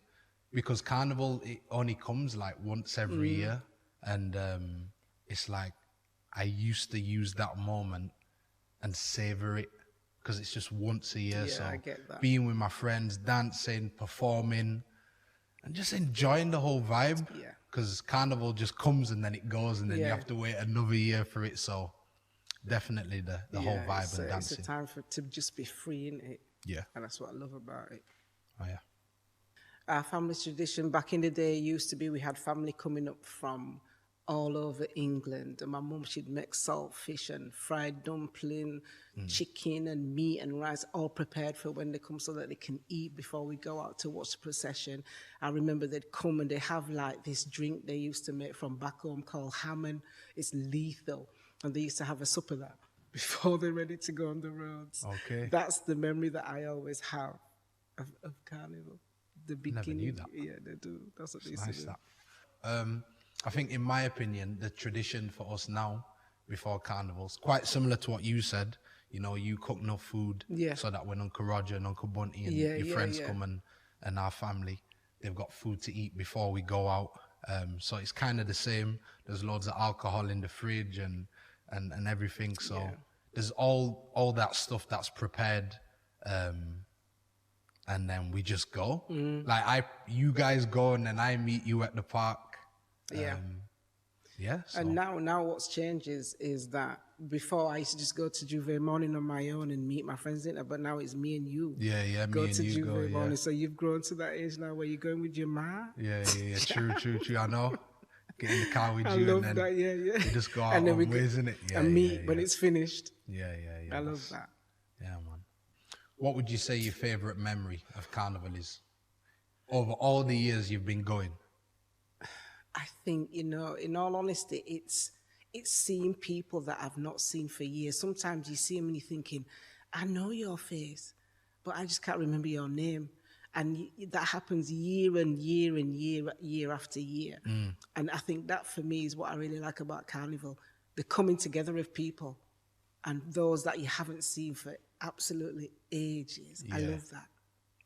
Yeah, you always used to say to me that you'd seen someone you hadn't seen for ages, or someone from Birmingham or London, or even someone that lived in Leeds and then they moved and then you connected at Carnival. I love that. You do say that often, so I hear that. I'd say my favorite memory of Carnival, probably the 50th anniversary. Oh, yeah. And the reason for that was like one of the first years I performed at Carnival. Right. And that year I made a couple of soca songs with Boyski. And our songs just shut down Carnival. Like it was on the trucks, on the floats. We performed on stage. We had flares. Everyone knew the song. Like our song was like the standout moment for Carnival. Yeah, for the 50th. And everyone knew it. So just like the whole vibe around that Carnival of performing, creating the soca song, just everything. It was just really good vibes. Yeah. I remember that. Yeah. That. Yeah. It was fun, actually. Yeah. Forgot that bit, yeah. It was good. Yeah. Yeah. Carnival's really important to me because it's a gathering of people. And it's just love. There's no bad vibes. Everybody's enjoying themselves. You're catching up. You're eating good food. And it's just one day when you can just be free and just be happy. You can just forget everything that's going on in your life. Well, for me anyway. Yeah. What do you think? Mine's similar. I think it's a great time for all different races, especially black people of like Caribbean and African culture, to come together and connect and celebrate our culture. Yeah. The food, the music, the style, because there's not many events where all of us can come together. Yeah, that's true. And be proud and celebrate our culture. So I think Carnival definitely like epitomizes that. Yeah. You know what I'm saying? Yeah. And what I really like about it is how so many different people from different areas and different walks of life come together to celebrate our culture. Yeah. And it's important because like the council and people that, are in higher positions, they don't really allow for these type of gatherings to happen. They always want to try and shut it down. Yeah, that's true, actually. So it's important that Carnival continues so that we can just and we can leave something for you ourselves, as well. Yeah, for real. Leave a day or whatever for the next generation to enjoy what we have as well. Yeah, that's very true. Carnival, it's a legacy. It's our legacy. It's our cultural legacy. And I think we need to continue with it for the generations to come after as well. It's important.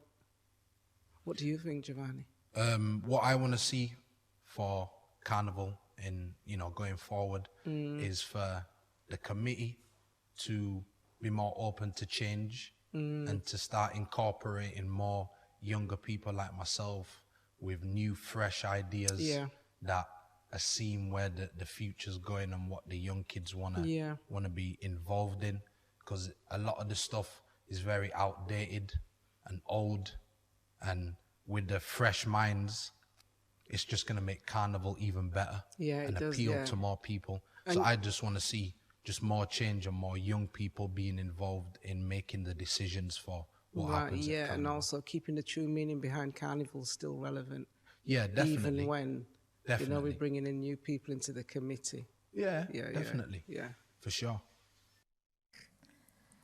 My name is Sheila Howarth, and I've been involved with Carnival for the past 54 years. And this is my granddaughter, Carmen. My first impression of Carnival was back in 1967. Everything to me was in black and white. And when I went to the park to look at the Carnival, everything became a colour. And I realised that this was for me. Carmen, what was your first impression of Carnival? I was really, really happy to see everyone's faces, to see everyone look really, really happy. I remember one of the first costumes that I remember making was for your mum. And I decided I was going to do a clock. And she was your age. No, she was a bit younger. She was about 7.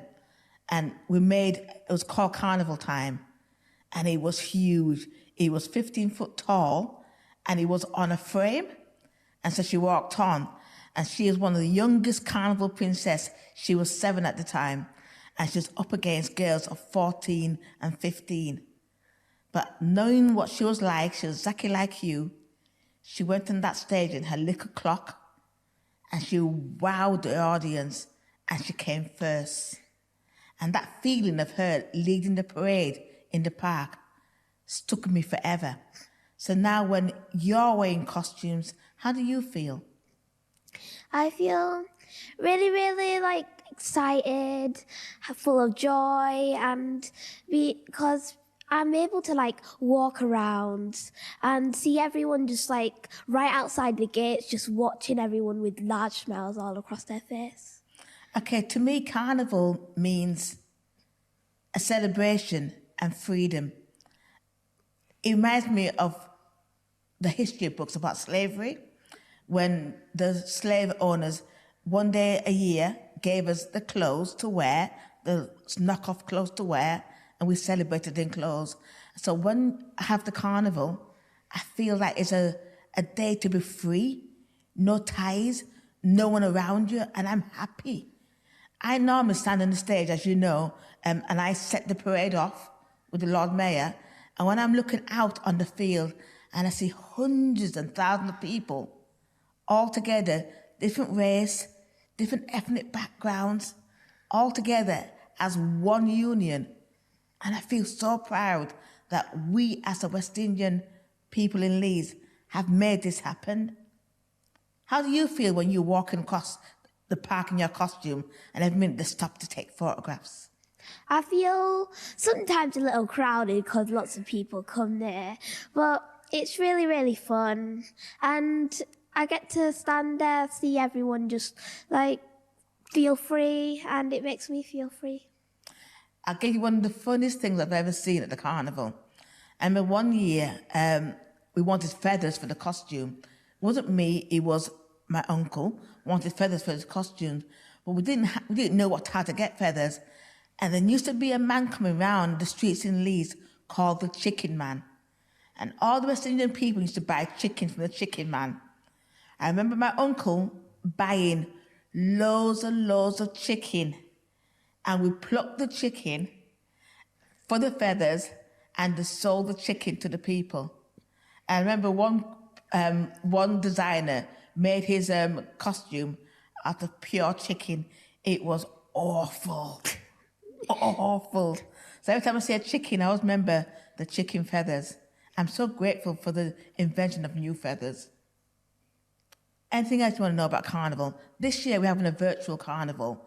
How do you feel about it being watching it on the internet rather than being there?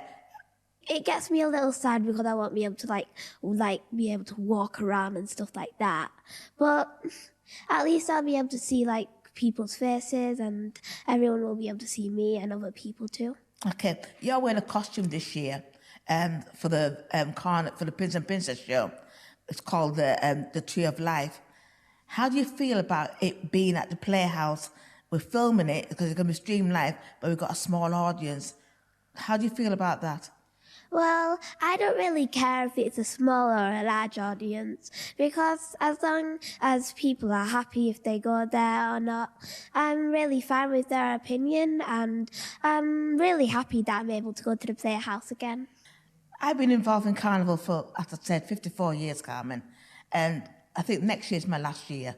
I think I'll keep doing Carnival, but not as a board member. Being a young person, what do you want to do with Carnival? Well, when I grow up, I want to help design some costumes and maybe join some different troupes when I'm older. And I'll probably get the chance to be on the board like you. Excellent. Okay, next year is the 55th Carnival. Are you going to be taking part? Yes. You got no choice. Okay then, thank you very much. Intergenerational conversations about Carnival, magnificent. Keep the legacy going. Coming next, we've got another conversation. We've got Anthony Gatewood and Melvin Zakers of the New World Steel Orchestra. They're going to talk about steel pan and the importance of pan in Carnival. My first experience of pan really was from my cousin when I was a little youngster. They used to have a band in the where they used to rehearse in the street where I lived, and that was kind of my first experience. And from there, you know, I used to just kind of go over and watch them rehearse. And then when they used to have the breaks, I used to go over there and have a little mess about on the instruments and stuff like that. So that was kind of my like introductory like intro to steel pans. And then from there, I kind of found a little interest in it because obviously they used to rehearse every week, once a week, twice a week, and so I used to kind of try to get over there just to see what they were doing, and kind of like took it up from there, where they had like a spare instrument, and took it home with me really, and I used to just mess about with it, and that was kind of like my first introduction to steel pans. Okay.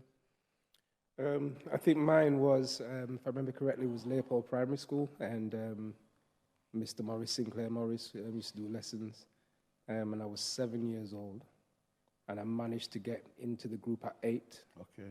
And I think it was the guitar pans that I started off on, and I remember I had to stand on like a little box because I was kind of short and round back in the day, and after about 3 months, he said I was good enough to be in his band. I obviously picked it up really quickly. Right. And then I remember going down to Roseville Primary, where I had his band, which was Paradise Steel Band, and obviously being the youngest person there, everybody was 12 years old plus, and it was a bit intimidating at first, but then I soon picked it up, and I just fell in love with it from that point. I think that's the first. That was the introduction, really. My first pan, God bless his soul. My cousin Ziggy, like I said, they used to rehearse and that, and then they got some new pans, and they had one there, which rather than throw it away, I took that one home, and I used to just play on it. It was a tenor pan. Right. Real, an old design style of tenor pan compared to what you see all like today. But that was my kind of first pan I actually played, and obviously it was mine now. So I used to just mess about with it all the time, try to work out, little songs and stuff like that, basic stuff. As I said before, my first experience with the pan, excuse me, was Sinclair and the guitar pans. That was the first experience, and I remember at break times at school asking if I could go and practice, and that was the only time really that I had to practice and play. Right. Now I've got some really, really good memories. Growing up into the steel band world. Steel pan world, I should say, and like you were saying about Roseville, where you used to go and rehearse, that kind of was my journey as well, where it started from, because obviously when I used to go to school and that youth club and stuff like that. They used to rehearse at Roseville in the week. And I remember one time going down there, seeing them, Paradise Steel Band, practicing. And I went down there because I was messing about with this pan. You know, I went down there and I was intrigued. I looked and seen all these pans here and I'm like, wow. So, I went, had a little go at the pans and I was like messing about on the pan. And as I was messing about on the pan, I could remember all heads just turning to me and I said, oh God, what have I done wrong? But then they were saying, oh, you play? I said, oh, not really. And that was like the Tuesday. And then the Friday, I went out and I did a gig with them. And then that was kind of my introduction of being on the road playing with the steel band. That was Mr. Morris, Sinclair Morris, R.I.P. to him again, yeah. I started playing pan from there with the Paradise Steel Band. So that was like my first kind of band playing. Likewise, again, having a laugh and joke, being, stood on the milk crate to play the pans. I was that, because I was that short. But my first memory of playing, going out somewhere and playing was with Paradise Steel Band. And obviously, like I say, being the youngest and everybody just taking me underneath the wing. And, if I was a little bit nervous. But after a few times playing out, it was like second nature. But to be honest with you, the most nerve-wracking was when I kind of moved from Paradise and then came to New World. And I heard about this band and I really wanted to be in this band. But it was a case of I'm a young person from Paradise and how they're going to take me. And I heard great things, so I was a bit nervous, when I came across. But you guys made me feel welcome, even though I was the youngest, and I remember just slotting in. But that was my time when I started playing all the pans, because it was always set up. When people went home, I would try out the tenor pan, I would try out the triple cellos, try out the bass, and that sort of got me practicing more and loving the pan more. But there's loads of stories. I'm thinking about Panorama, the first time I played Panorama and stuff. Right, and, you could probably start that off, but Panorama was a big thing. Yeah, I mean, like you say with New World, I remember coming up to that point, when I was with Paradise, meeting a gentleman by the name of Arthur France. And because I think, I was up at Tech North at the time I was on a course up there, doing some course, and I think computer or electronics course up there. And, kind of talking with Arthur, we used to talk a lot, and I knew he was like a Carnival guy. And, obviously growing up around in Chapeltown, and we used to see Carnival and stuff like that. So we used to kind of talk about the pan. And, he was saying to me that, he'd love to have like a band, to have a band like that. And I share the same views with him. And I always remember that because we kind of knocked heads together saying, right, are we going to try and do this? But at the same time, I was with Paradise. And it was kind of funny because, I left Paradise then to start New World. So me and Arthur kind of started New World. And, we got recruited some players, and I always remember the first rehearsal that we did was 45 Francis Street, Gloria Pemberton. Yeah, that was, in her cellar. Got our first set of pans. And, from there, I left Paradise to start New World.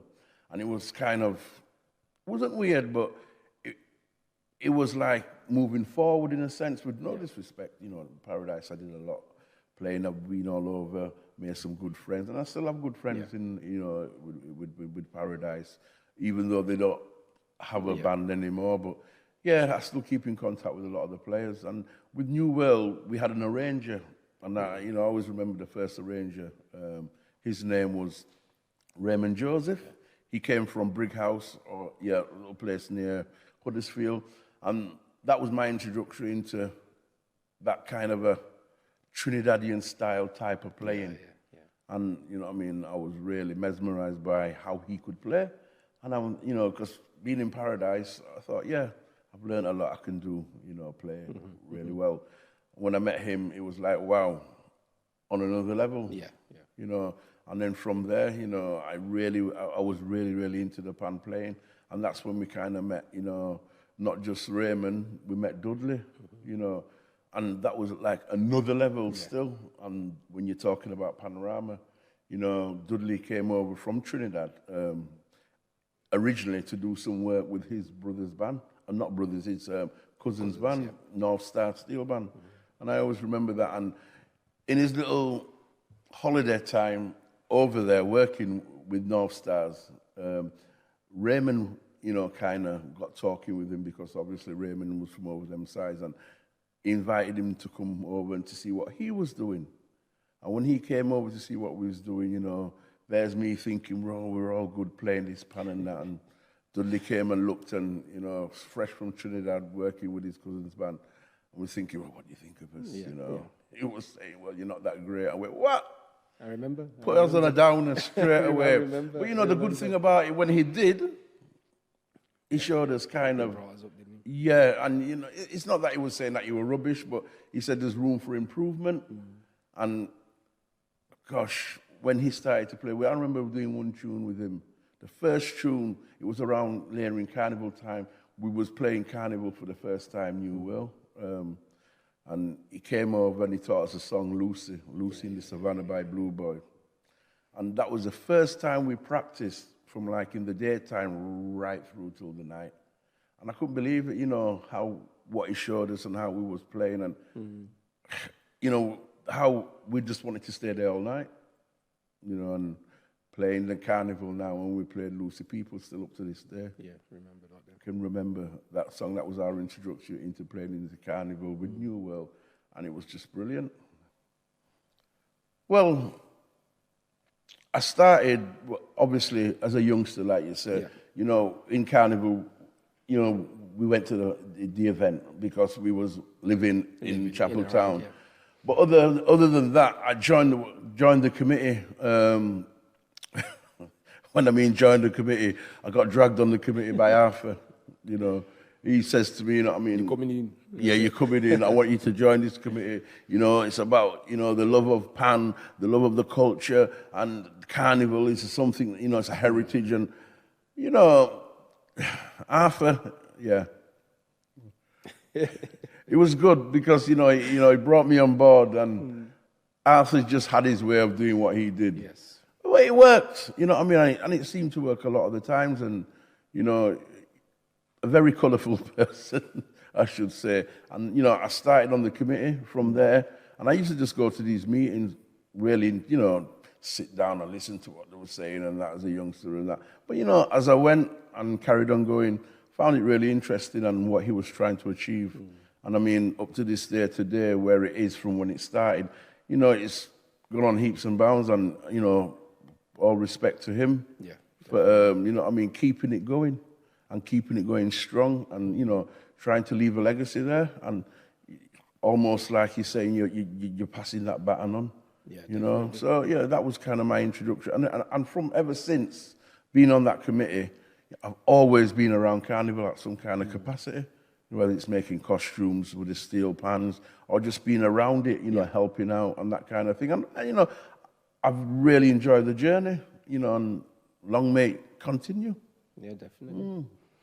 I think for me, obviously, through the steel band, I've been obviously involved in it, but then I also realised that I had a creative streak as well, because my background is art and technology anyway. But obviously, at that young age, I didn't realise them, but obviously Arthur could see it in me, and used to have me helping him with his costumes up at Hare Hills. Always lastminute.com. Early hours of the morning, 4 or 5 o'clock. I remember at like 13, 14, helping him with costumes and stuff like that. So even though I've not been on the committee as such, I've always been around, and Arthur's always rang me and, like you said, literally dragged me into situations and help out and whatever. And it's something that I've been really, really passionate about, and I've continued that even with my own kids. As you know, you know, my son's playing, he's got his own pan. But also when we lived in the Caribbean, lived in Nevis for 2 years, and got involved in Carnival down there. Got my son to play in the steel band down there. And in fact, Arthur did exactly the same thing. When he was down there, he was there to open up the carnival down at the Culturama, and he was like, Tubbsy, are you here? I'm like, yes, Arthur. Can you come pick me up from here? Can you take me here? Can you take me there? I was like, Arthur, this is not Leeds, you know, this is Nevis. But it was the same thing. It was like it was no different. And back home, you're here. You can do exactly the same thing. And it was nice to have that connection and follow him around. And obviously, people respect him just as much there as they do here. But yeah, coming back to Leeds, there's always been, from as long as I can remember, some kind of connection with either the Carnival or the steel band. So, and as you say, long may it continue. Yeah. Hey guys, it was great to catch up about the steel pan conversation there with two legends, and I can see them setting up here. I'm so excited to see that later on. So next up, we've got a conversation with Malachi Blair, and we caught up with him at the Princes and Princesses show. So here is a conversation with him. So who you be? All right, name's Malachi Blair. 30 years old now. Been a long time since I started Carnival. So how long have you been making costumes? Wow. Right. So I actually started my carnival journey, no one really knows, only a few, designing for somebody else. At Auntie, actually. I designed 2 princes for her, which one did win. I designed it, helped her made it, but I was kind of in the background. So I was only very young there. So she called me her ghost designer. I wasn't really interested in carnival then. I used to look at it and think, oh, okay, this looks fun, but I think still quite young and just not knowing the importance of it. So I was just like, okay, that's it. Started properly in 2006 when there was a death of a young man in the community, and was very good friends with his girlfriend. She was making a queen costume in his honour and asked me to make a prince to match her queen costume, and my other cousin Aisha Brown to make the princess. And from then, we just didn't stop. Okay. So where did you learn your trade, and how did you get your carnival experience and your skill sets, and the materials that you use, which ones to use and which is like and stuff like that? First year, we winged it. Didn't know what we was doing, just kind of watching other people. Down at the carnival house, met Arthur. He took us under his wing like he does everyone. We just told him what kind of we wanted, what frame we wanted, and we just went from there. He would give us little pointers here and there. And obviously as the years progressed, got to know other people, other designers, different techniques, yourself. I think I kind of learned everything I could learn off of Arthur. He gave me everything I needed, and it was time to go into the next step. And that's where you lot came in, Lorena and Renata. Started going around to their house to make costumes, number 45. That's where I learned a lot more. I'm kind of, they're older than me, but people in my own age range, you get what I'm saying? So we just newer, fresher ideas. Plus, they was very travelled. So it was nice to see some of the techniques they was using, materials they was using. That opened my eyes to a lot of things. So what about your travel experience? Have you been to other carnivals and other experiences like that? Yeah, Trinidad. Yay. I've been twice now. First time, I actually didn't get to stay for Carnival. I had to get back because of a funeral.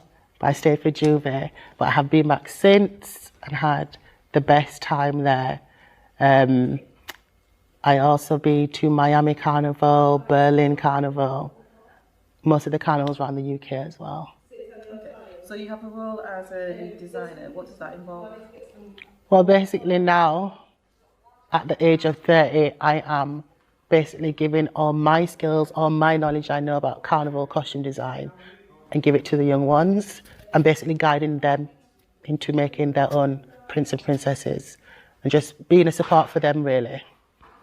Yeah. And it's like kind of a bit like inspiring their dreams and that, Yeah. It's being that mentor that many others were for me. Okay, so we're backstage at Prince and Princess Show, which is kind of a hybrid, which is virtual and live. Yeah. So what costume are you working on at the moment or bringing out for this show? Ta-da! I've got a costume I was commissioned to make by Regional Centre. The staff, all the different units in there came together and wanted to make a costume. I know a lady in there, Sharon Campbell, who put me on to their manager, called me, went up, had a meeting. They was very they were nice people. They stressed me out because the staff are over 100 and something people. But to have that first meeting was kind of a bit shocking. See how they all had different ideas. Imagine 100 people in a room and they've all got something different they want to make. And to whittle it down to one costume was mad. But we got there in the end. This is the costume we came out with. We came second place with it. Yeah. So Carnival itself is stressful, but what's the highlight?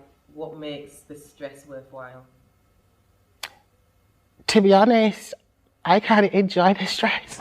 The late nights, that's where all the stories come about. Like being younger and being around Arthur and them in their workshop, you hear all the stories and things happened over the years of carnivals. And then you come to realise very quickly you've got your own stories of mass camp journeys and late nights and your breakdowns, your highs and your lows. But seeing the costume finally on the stage with lights on it, you know, your vision come to life off paper and it's just in front of you. I think that's definitely the highlight, for sure. Okay, so any inspirational words for the young designers going forward? Just never give up and never think you can stop learning, because you can always learn, no matter what age you are. Up until your dying days, you can learn about making something in skills. So yeah, that's it. Only one thing I wanted to ask on top of that was that first costume that won the Prince. What was it? What did you make that? Funny enough, it was Egyptian themed. It was Tutu Kamoon. He was like in a chair. It was all gold. He came on, he got carried on stage. Then he was acting like a mummy dead, and then he kind of got up. I actually didn't go to the show. I just heard about it after. And when she called my house to tell me that he won, it was in a long time since I've seen that costume. So, but yeah, it was a journey making that first one. But yeah. Sweet. Thank you very much. All right. Thank you, Malachi, Blair. Next we've got a young lady of international repute, one half of our international reggae band here in Leeds, Royal Blood. We're speaking to Paulette Morris, who's going to talk about the importance of emancipation and Carnival and its intergenerational and its legacy. Thank you very much. Paulette Morris. Hi, I'm Lorena and welcome back. And we're going to be talking to Paulette Morris. That's right, yes. Singer-songwriter. Yes, that's right. So I'll start off with the first basic question, which is, what's your first Carnival experience? Well, I actually lived across the road from Arthur. So one of my first experiences is Arthur getting ready for Carnival. So seeing him coming out in his costumes and seeing other troop members come out in their costumes. And also one of my first memories, because my dad played steel pan, Mr. Sinclair Morris. So there were always pans in my house, steel pans. So they were always rehearsing. And it's just that, it's that build up to Carnival. So I just remember just a lot of colour and just a lot of music and just a lot of excitement. Oh, nice. I remember your dad from school. Yes. When I was a little wee person, smaller than what I am now. Yes. And he used to teach in the schools playing steel pan. Yeah, he was one of the first actually to go into the schools, and he went into, they called him a parapletic teacher. Well, I don't know if I've got that right, but which means he went into lots of different schools. And he actually went into some of the small villages as well around Yorkshire, some all-white schools. So as much as we had him in Chapeltown, he actually explored a lot of Yorkshire and went in and taught a lot of young people. So, yeah, I was always amazed that my dad knew more people than I did. All the kids would be saying, Mr. Morris, and I'd be like, oh, who do you know? Who's that? Who's that? But, yeah, I think for me, some of my memories of Carnival obviously are at the back of, because I was born in 1963. Okay. So I would have been 4 when Carnival started. So at that time in my memories would have kicked in around the 70s. Mhm. And I think around the 70s, there was a lot of prejudice, a lot of isolation for a lot of us black youths at the time. Okay. So Carnival was everything to us. Carnival was a way of us being proud Mhm. of ourselves and showcasing ourselves. And I think a Mhm. lot of us didn't even understand a lot about our history or where it came from. Mhm. And I think through Carnival, we kind of became aware that it was actually a celebration of our emancipation from slavery. Yeah. And that became really important to myself. And some of us who were born here, that didn't feel as if we fitted in. Yeah. That really connected us to Carnival and the meaning of what that meant. And yeah, because I think at a time when we're not listened to, and we didn't feel listened to in Mhm. that time, that this was a show of, yeah, we're here, and we're in the most flamboyant costumes, and we're as loud as we want to be, and we're free. So And that just goes to show how powerful something like Carnival is, because before you understood the legacy of Carnival and where it came from, and that is the celebration of emancipation, that's how Carnival actually made you feel. Yes, it did. It made me feel as if we were here to celebrate, and that it was our right to celebrate, because in my time in the 70s, you couldn't even, going to town was not a thing you would want to go and do, because it wasn't, there was no place black people just couldn't go in to. So as teenagers, we were very much isolated in our community. So to see Carnival happen and just everything just burst into life, and our house was full of visitors coming from Manchester and coming to stay in, or different cities. People just come, and you just feel that pride as well. Yeah. That they're coming to Leeds. Leeds had something going on, and it's a very proud time as well. Very proud. Yeah, because I grew up with the same way, where your family comes to visit on Carnival Day, and it's like, oh yeah, they're coming to visit. Yeah, And it's like, yeah, they're coming to Leeds. It's like, oh, are they really? Okay, we're going to show you to the park and show you the stage. Yeah, because it's like an event that you can showcase your city, and we can say, look, this is what Leeds is about, and it was about celebration, and the emancipation. And again, I think for us at that time, like I said, there was no real education about the Caribbean or where we came from. I think our parents just wanted to come here and just settle. And but us, our generation, I think we felt unsettled, and we just felt like, these names, these slogans on the walls, and what does it really mean? We didn't understand what it means. So I think Carnival was a chance for us to just all come together in one bunch and celebrate, because there was so much other stuff going on that kind of made you feel as if you didn't belong here. Well, that's in my generation. I know my children, they felt Black British, but I didn't at the time. As a teenager, I didn't feel Black British. Okay. So Carnival for me was just a way of saying, yeah, we're here and we're proud, and that's what it was for me. So you probably would have experienced the old route that Carnival used to take. Yes, I do remember jamming. If it wasn't North Street, it was just this street here coming up near where the Tesco's at the bottom. I don't know, can't remember what this street is called here. Oh, it's like Regent Street. Yes. But I remember jamming with my friends, jamming just down here and coming to that crossroads there as you turn. But yes, I do remember going on the old route, and it was fabulous because we more or less nearly hit town. We were much closer to town centre than we are now. And I'm not sure what happened, why they changed the route, but that old route was amazing. I remember doing that a couple of times as a teenager, and then I kind of got to the stage where I thought, oh no, I can't be trying to jam in the streets. I'll just wait. I'll wait for them to come back, and then but I think it's a part of that tradition and that old route. I think it was fabulous just coming on that, just being able to do that and just come out of Chapeltown. And go down. I think I'm sure we went down this street. I keep saying, what is this street called? It's near just where the Aldi's, the new Aldi's is. Oh yes. Yeah. There's like Skinner Lane, Regent Street. Yes, I just remember jamming down there in the sun, and it did seem sunny then somehow. I don't know if it was. Probably was raining just as much as it is, but I do remember the sun coming out and it just being a wonderful feeling for me and my friends. Because we went to Cowper Street, the local school, so it was just a chance for everybody to just be excited and come together. And the summer holidays wasn't a time where I remember going back to school and people saying, "Oh, where did you go?" And one friend, "Oh, I went to Spain," or I went to Carnival. I went to Carnival, because so that was it. Yeah. Wow. So as we're talking about legacy of Carnival and, you know, generations, you come from a musical family which has a legacy of generations. Yes, and I think it obviously started with my dad. So my father being one of the first teachers to go into the schools and teach steel pan as part of their diversity. So it's part of extending the curriculum into kind of just sharing. So I think he was very fortunate at that time. And because music provision is not the same now. No. It's as if we've took a step backwards in a sense.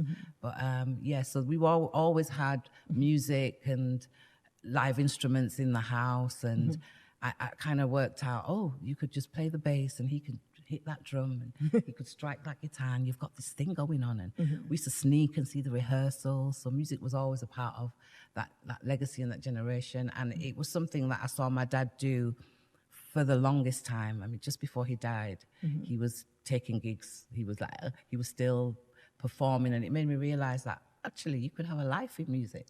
Your whole life could be a part of this musical experience. It doesn't have to be that you have to be famous or you've got to, you know, necessarily hit the charts. But music is just a part of our culture. It's just part of our lives. It's something that we just love and do. So yes, the generations have picked it up, and yeah, we have generations in our family that are just musically inclined. And I always think it's because, you know, I wouldn't call myself a role model in a sense, but I would say that if you can be it, then the children can see sometimes that, actually you can be that. You could actually do that. So that is a role model? Yeah. That's a role model? Yes, it's a role model. It is. I think that came from my dad saying it's possible. Yeah. And then coming from the Caribbean as well, and I absolutely admire our people. I think our people are such an amazing, sometimes we could make something out of nothing. And we've made the most beautiful things out of, you know, when you think of the poverty and what they came from. Not all, I'm not saying everybody came from poverty, but the legacy of colonialism, slavery, all of this and what they've made of themselves coming here. I'm very proud of our community and Carnival and what we've achieved. Oh, thank you. Thank you, Paula. Thank you so much for inviting me. I really appreciate it. Thank you.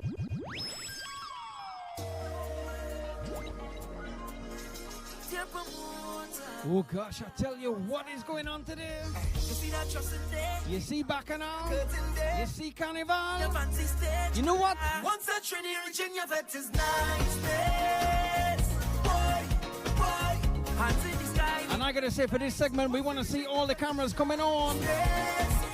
If you're partying with us today for Leeds Carnival Virtual on the road, put a hand in the air, let we go.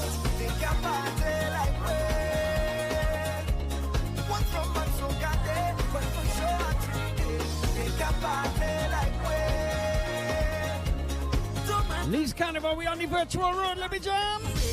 Oh gosh, oh John, feel like you're ready to say this so much. Mama, together you said the love is so strong. Oh Lord, and you don't this kind of energy, not great. Yes, darling, put up the flag, you know what? When I Trini reaching the party, I see your flag. So we go turn up the bass. Put it up, put it up. Once a Trini reaching your vet is nice. Boy, hands in the sky, we bring the Oh my vibes. God. Once we reaching your vet is nice.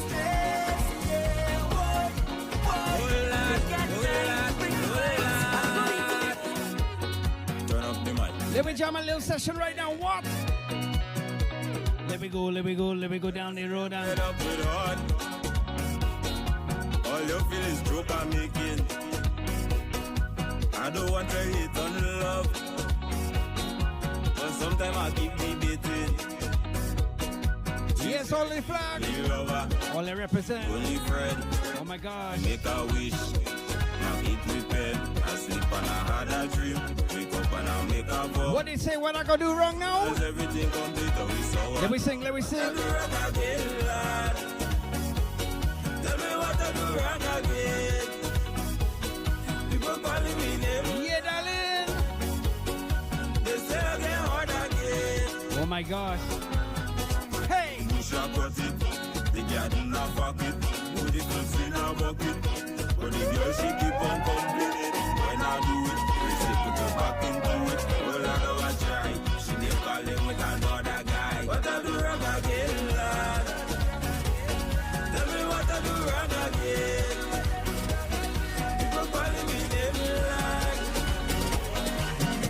again and again.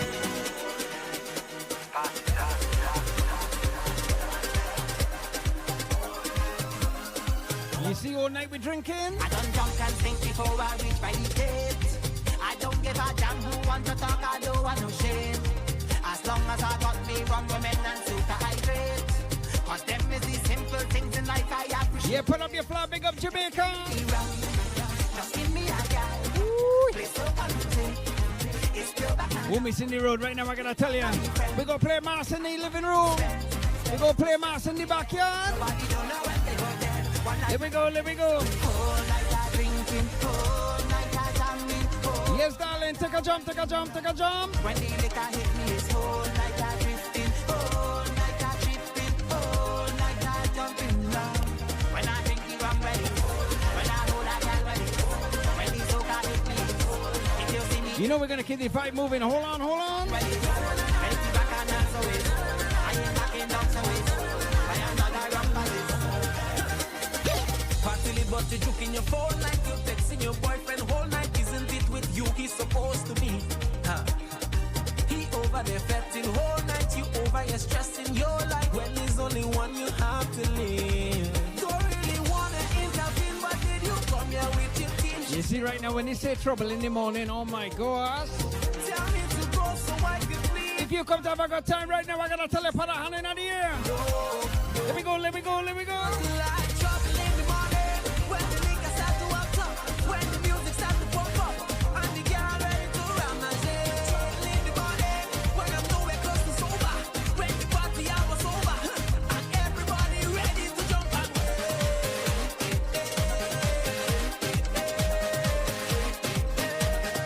Everybody wave and wave and wave. Let me jam, let me jam.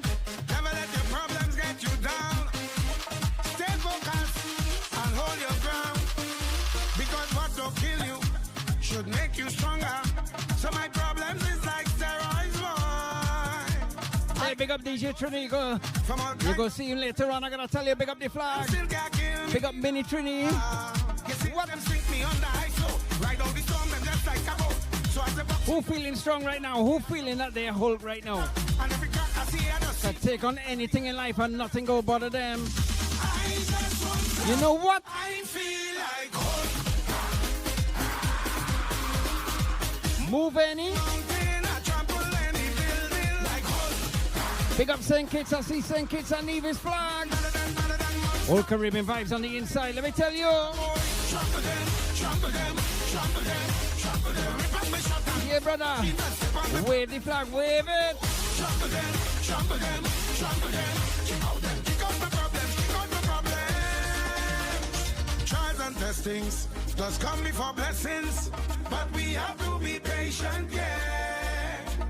Weeping and mourning in the night, but joy in the morning. Yes, young man, wave the flag. You know what? You see God the way no night come, so you don't really need to lie down. Them say what goes around comes right back around. I go wait until my time come. So from sun up straight to sunset, you could catch I bust in a sweat. Tell them again. Tell them again. I feel like Hulk. Move any mountain, I trample any building like Hulk. Man, they don't stop, I trample any. Some boy go lose their girl tonight. Somebody go touch it for you. Somebody go touch it. Some boy go lose their girl tonight. Somebody go touch it for you. Touch it for you. You can all she comes if you want to. She go give it to who she want to. You could buy her drinks if you want to. She go give it to who she want to. My you can own it. Stop one like you have a tagana. You're not the only man in the market with banana. Stop one like a superhero, like the Black Panther in Wakanda. Now I gotta say right now, you know Carnival time, you must have a little drink or something. If you have a drink right now, I wanna see putting all them drinks up on the camera. Who's sipping today? Now if you have a bottle, I have a tune just for you. Hold on, they're coming up after the chorus. What? Some boy go lose their girl tonight. Somebody go touch it for you. If you got a bottle, I gotta tell you right now, this is a song for you. Get your bottle. Get up your bottle. Let me see what you're drinking. Put it up on your head. Move around the cameras. Anybody have a bottle? Want to put it on the head right now? Let me go. It could be anything. Everything going down. Let me go. Yeah. It could be soda. Anything at all. Put it up on the head. Put it up.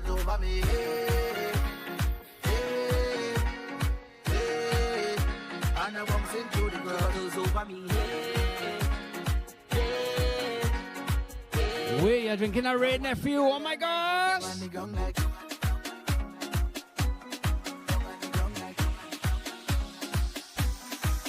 It could be water. It could be rum. It could be fruit juice. Nothing wrong with that. It could be water. Yeah. It could be rum. Whatever you're drinking right now, I tell you, Carnival vibes. We're going to keep the vibe moving. Hold on. Up on the head. Up on the head. Yeah. And I bumps into the girls over me. Now watch the girl them when go down on the ground like. Que pasa, mami? Yes, darling. Hello, mamacita.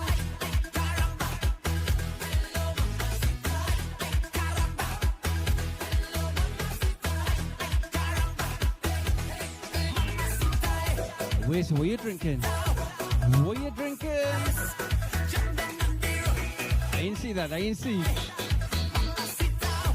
We have all kind of drinks in this house.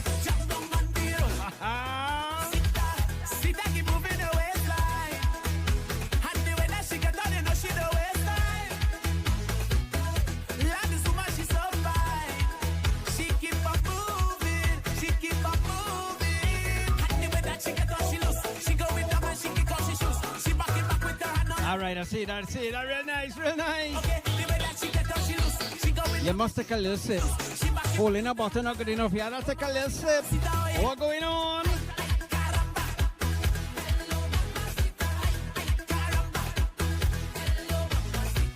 Good afternoon, sir. I gotta say happy carnival to one and all. For those that are drinking right now. I'm not drunk. I'm not. I don't believe you. I'm not drunk. What you say? I'm not drunk. I'm not drunk. I'm. Rum again. It's true. Drink up. Drink up. You friend? Nah. Drink up. Drink up. Rum again. Tell them now. No back down. You friend? So I gotta tell you right now, if you're logged in on Zoom, you gotta make sure to put on your cameras. We wanna see you.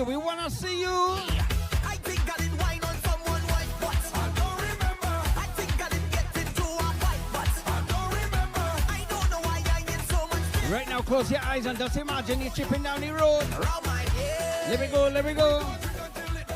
Bring me 2 more shots of rum. Right now, everybody drunk. Take it straight to the edge. Drink until it don't drink. Imagine you on the road right now. Right now, everybody drunk. Take it straight to the edge. Drink up. You friend? Nah. Drink up. So we're taking a few sips. We're taking it on the road. Who drinking it first? Me. Who drinking it first? Me. Who drinking it first? Me. Who drinking it first? Me. I come here to drink first. Give me 1, give me 2, give me more. Rum, I tell you, I come here to drink the most. Give me 3, give me 4, give me more. Rum, we drinking all day. What? We drinking, nothing but driving Uber we taking. We drinking all day. all day.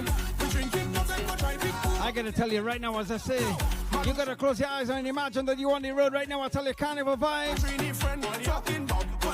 We got Masqueraders coming in just now. Walk it up, there. And them chop man like oil down. Right in Chicago. So, who drinking it first? Me. Who drinking it first? Me. Alusha, Trini, Bejan, Asian, they're drinking the most. Who drinking it first?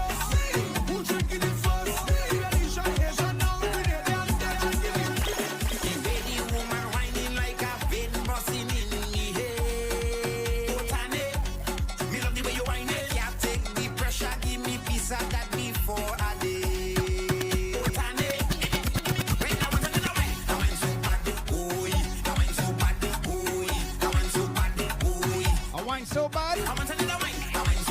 Now, you know what? I did ask you earlier on to get your towels, your flags, or anything to put in on the air right now. Raise it up. Up and up. Up and up. Up and up.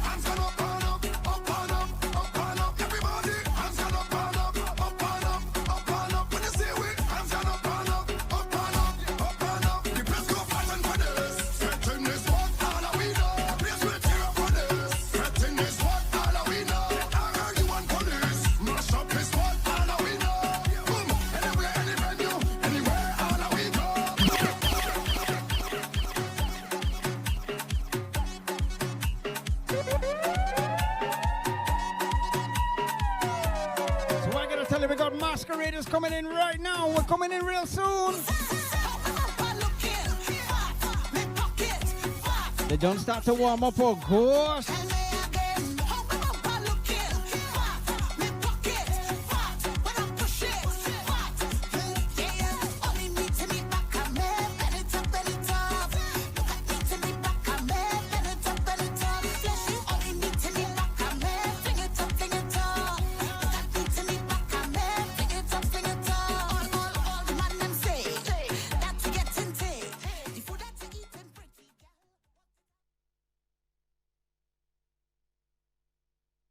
Right now, we have the parade. It would be in person, but next year. We're hoping for next year. We've got the parade of Anonymous. Come on, guys. Woo! Take it away.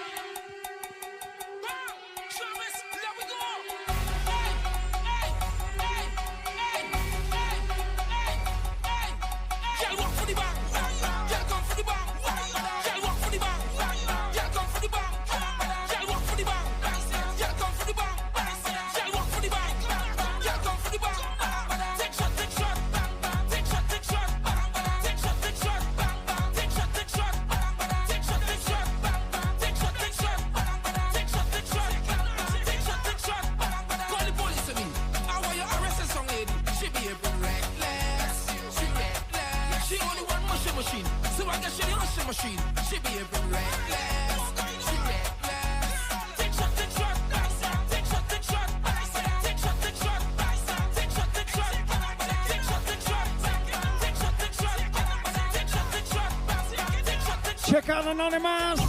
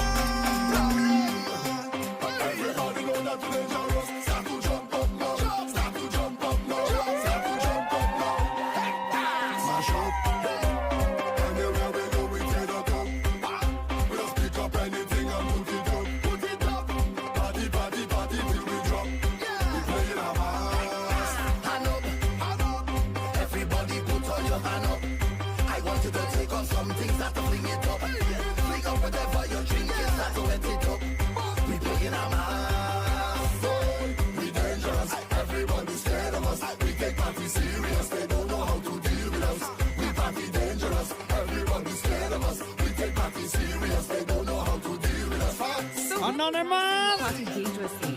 Like, is it violent? Hey! Should I pay for my Hey! life? No, there's just somebody Hey! party wild. Like, what do you mean wild? For example, friends gone in there, we've gone in there, everything gone in there, everything gone in there, drinks gone in there, drugs gone in there, everything gone in there, everything gone in there. Start to jump up now, start to jump up now, start to jump up now. Put everything in the air, start to jump up now, start to jump up now, start to jump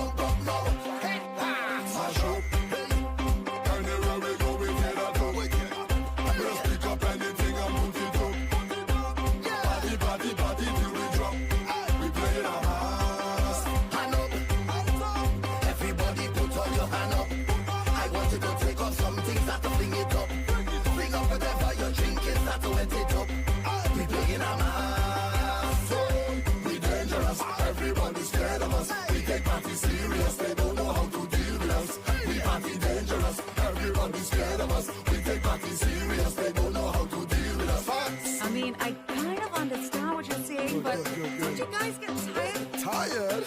Get tired. Don't you guys get hurt from doing this? No, man, we're professionals. I mean, really? All right, watch again. Friends come in here. We've come in here. Everything on in here. Everything on in here. Drinks come in here. Drugs come in here. Everything on. Anonymous, we on the road right now. Start to jump up now. Start to jump up now. Start to jump up now. Put everything in the air. Start to jump up now. Start to jump up now. Start to jump up now. Hey, smash up. Anywhere we go, we get a jump. We just pick up anything and put it up. Party, party, party till we drop. We playing a mass. Hand up. Everybody put all your hand up. I want you to take on something, start to fling it up. Fling up whatever you're drinking, start to wet it up. We playing a mass. Boy, we dangerous. Everybody's Good afternoon, Leeds. This is Anonymous. they don't know how to deal with us. We party dangerous. Everybody's scared of us. We take party serious. They don't know how to deal with us. Facts. Well, there you have it. We party dangerous. As a matter of fact, I think I need to get into some of this action too. So we're going to say thank you to Anonymous. You've been guys absolutely amazing. You know we're not done. We have a next band coming. We have a next band coming. Big up Anonymous. Make some noise.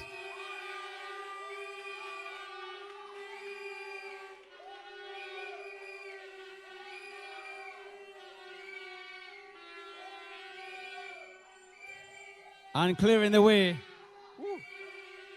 And oh my words. I am on a vibe. I'm on a vibe now. That has just brought the life to the party. If it wasn't there before, it's here now. Okay, we're not finished. We've got more troops for you to show their parade. Up next, are you ready? We have Team Creative. Come on! Patrice again. Yes, sir. We go kill him with the wine, girl. Kill him with the wine, girl. Hey. Splash. Body wet up. Wet girl. Where the man them prefer. Drip drop when I wine and bubble. Body wet like river, baby. Splash. Body wet up. Wet girl. Where the man them prefer. Drip drop when I wine and bubble. Body wet like river, baby. When you call that sauce, kinda wine make man what the cause. Cause them want me single. Them man want to mingle. Where you are? Loose this. Want to taste some sweet juice. Hey, I go give you the wine, but you have to work for this ride. Splash.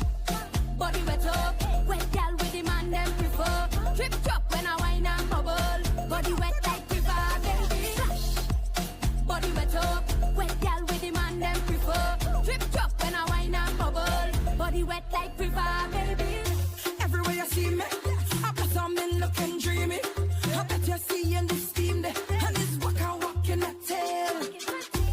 What you like? Use this. Want to somebody juice it? Yeah, Team Creative, we're like on the road right now. We're going to tell you where we at right now. Splash. Body wet up, wet girl, where the man them prefer. Drip drop when I wine and bubble. Beautiful costumes for Leeds Carnival. Splash. Body wet up, wet girl, where the man them prefer. Drip drop when I wine and bubble. Body wet like river, baby. When you call that sauce, kinda wine make man what the cause. Cause them want me single. Them man want to mingle. Where you are? Loose this. Want to taste some sweet juice. Hey, I go give you the wine, but you have to work for this ride. Let me tell them. Body wet up, wet gal with the man them prefer. Trip drop when I wine and bubble. Body wet like river, baby. Splash. Body wet up, wet girl, where the man them prefer. Drip drop when I wine and bubble. Body wet like river, baby. Team Creative right now. We on the stage right now. It's Carnival.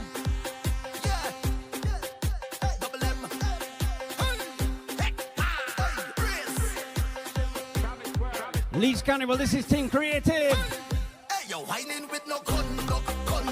Throwing back your waist like it's a dumb truck. All she said she needed some instructions. And she don't care, she will sell long anywhere. Bust it up like a nuclear. Girl, brace for the impact.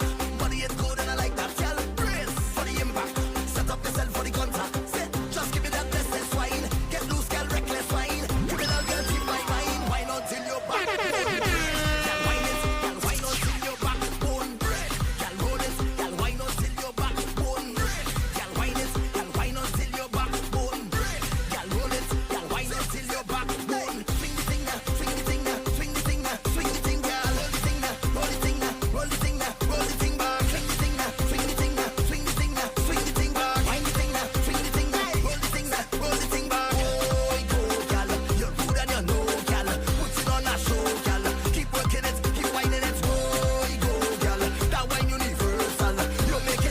Beautiful costume, beautiful ladies of Team Creative.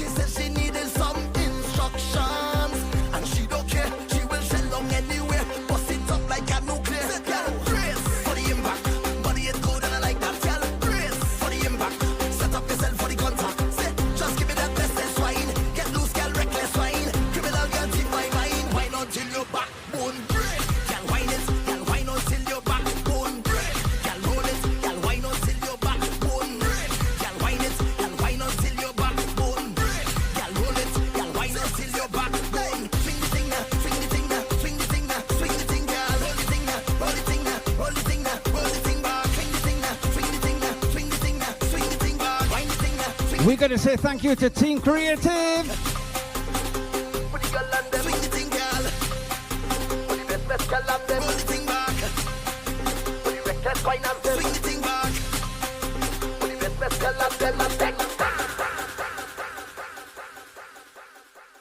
Yes, now give it up for Team Creative. Woo!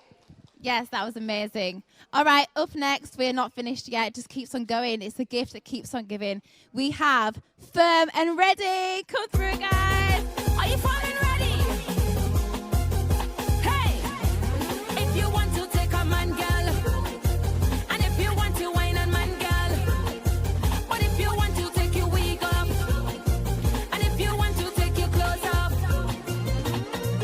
when you see we start to walk, we can't stop and giving up.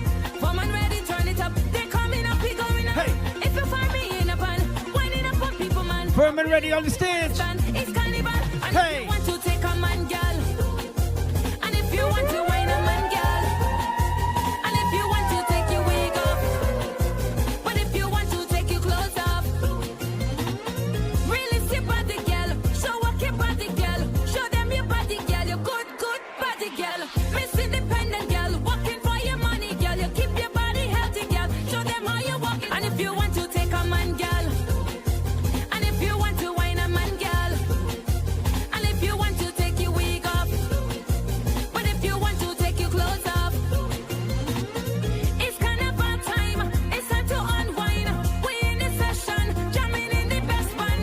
No man can stop we. We working for we money and we clean and tidy. We keep it nice and tidy. Hey, Firm and Ready getting on. Firm and Ready Carnival. Leeds Carnival, this is Firm and Ready. Firm and Ready Carnival. Let me see them heavy bumper gal. Let me see them skinny bumper gal. Them gal with no bumper.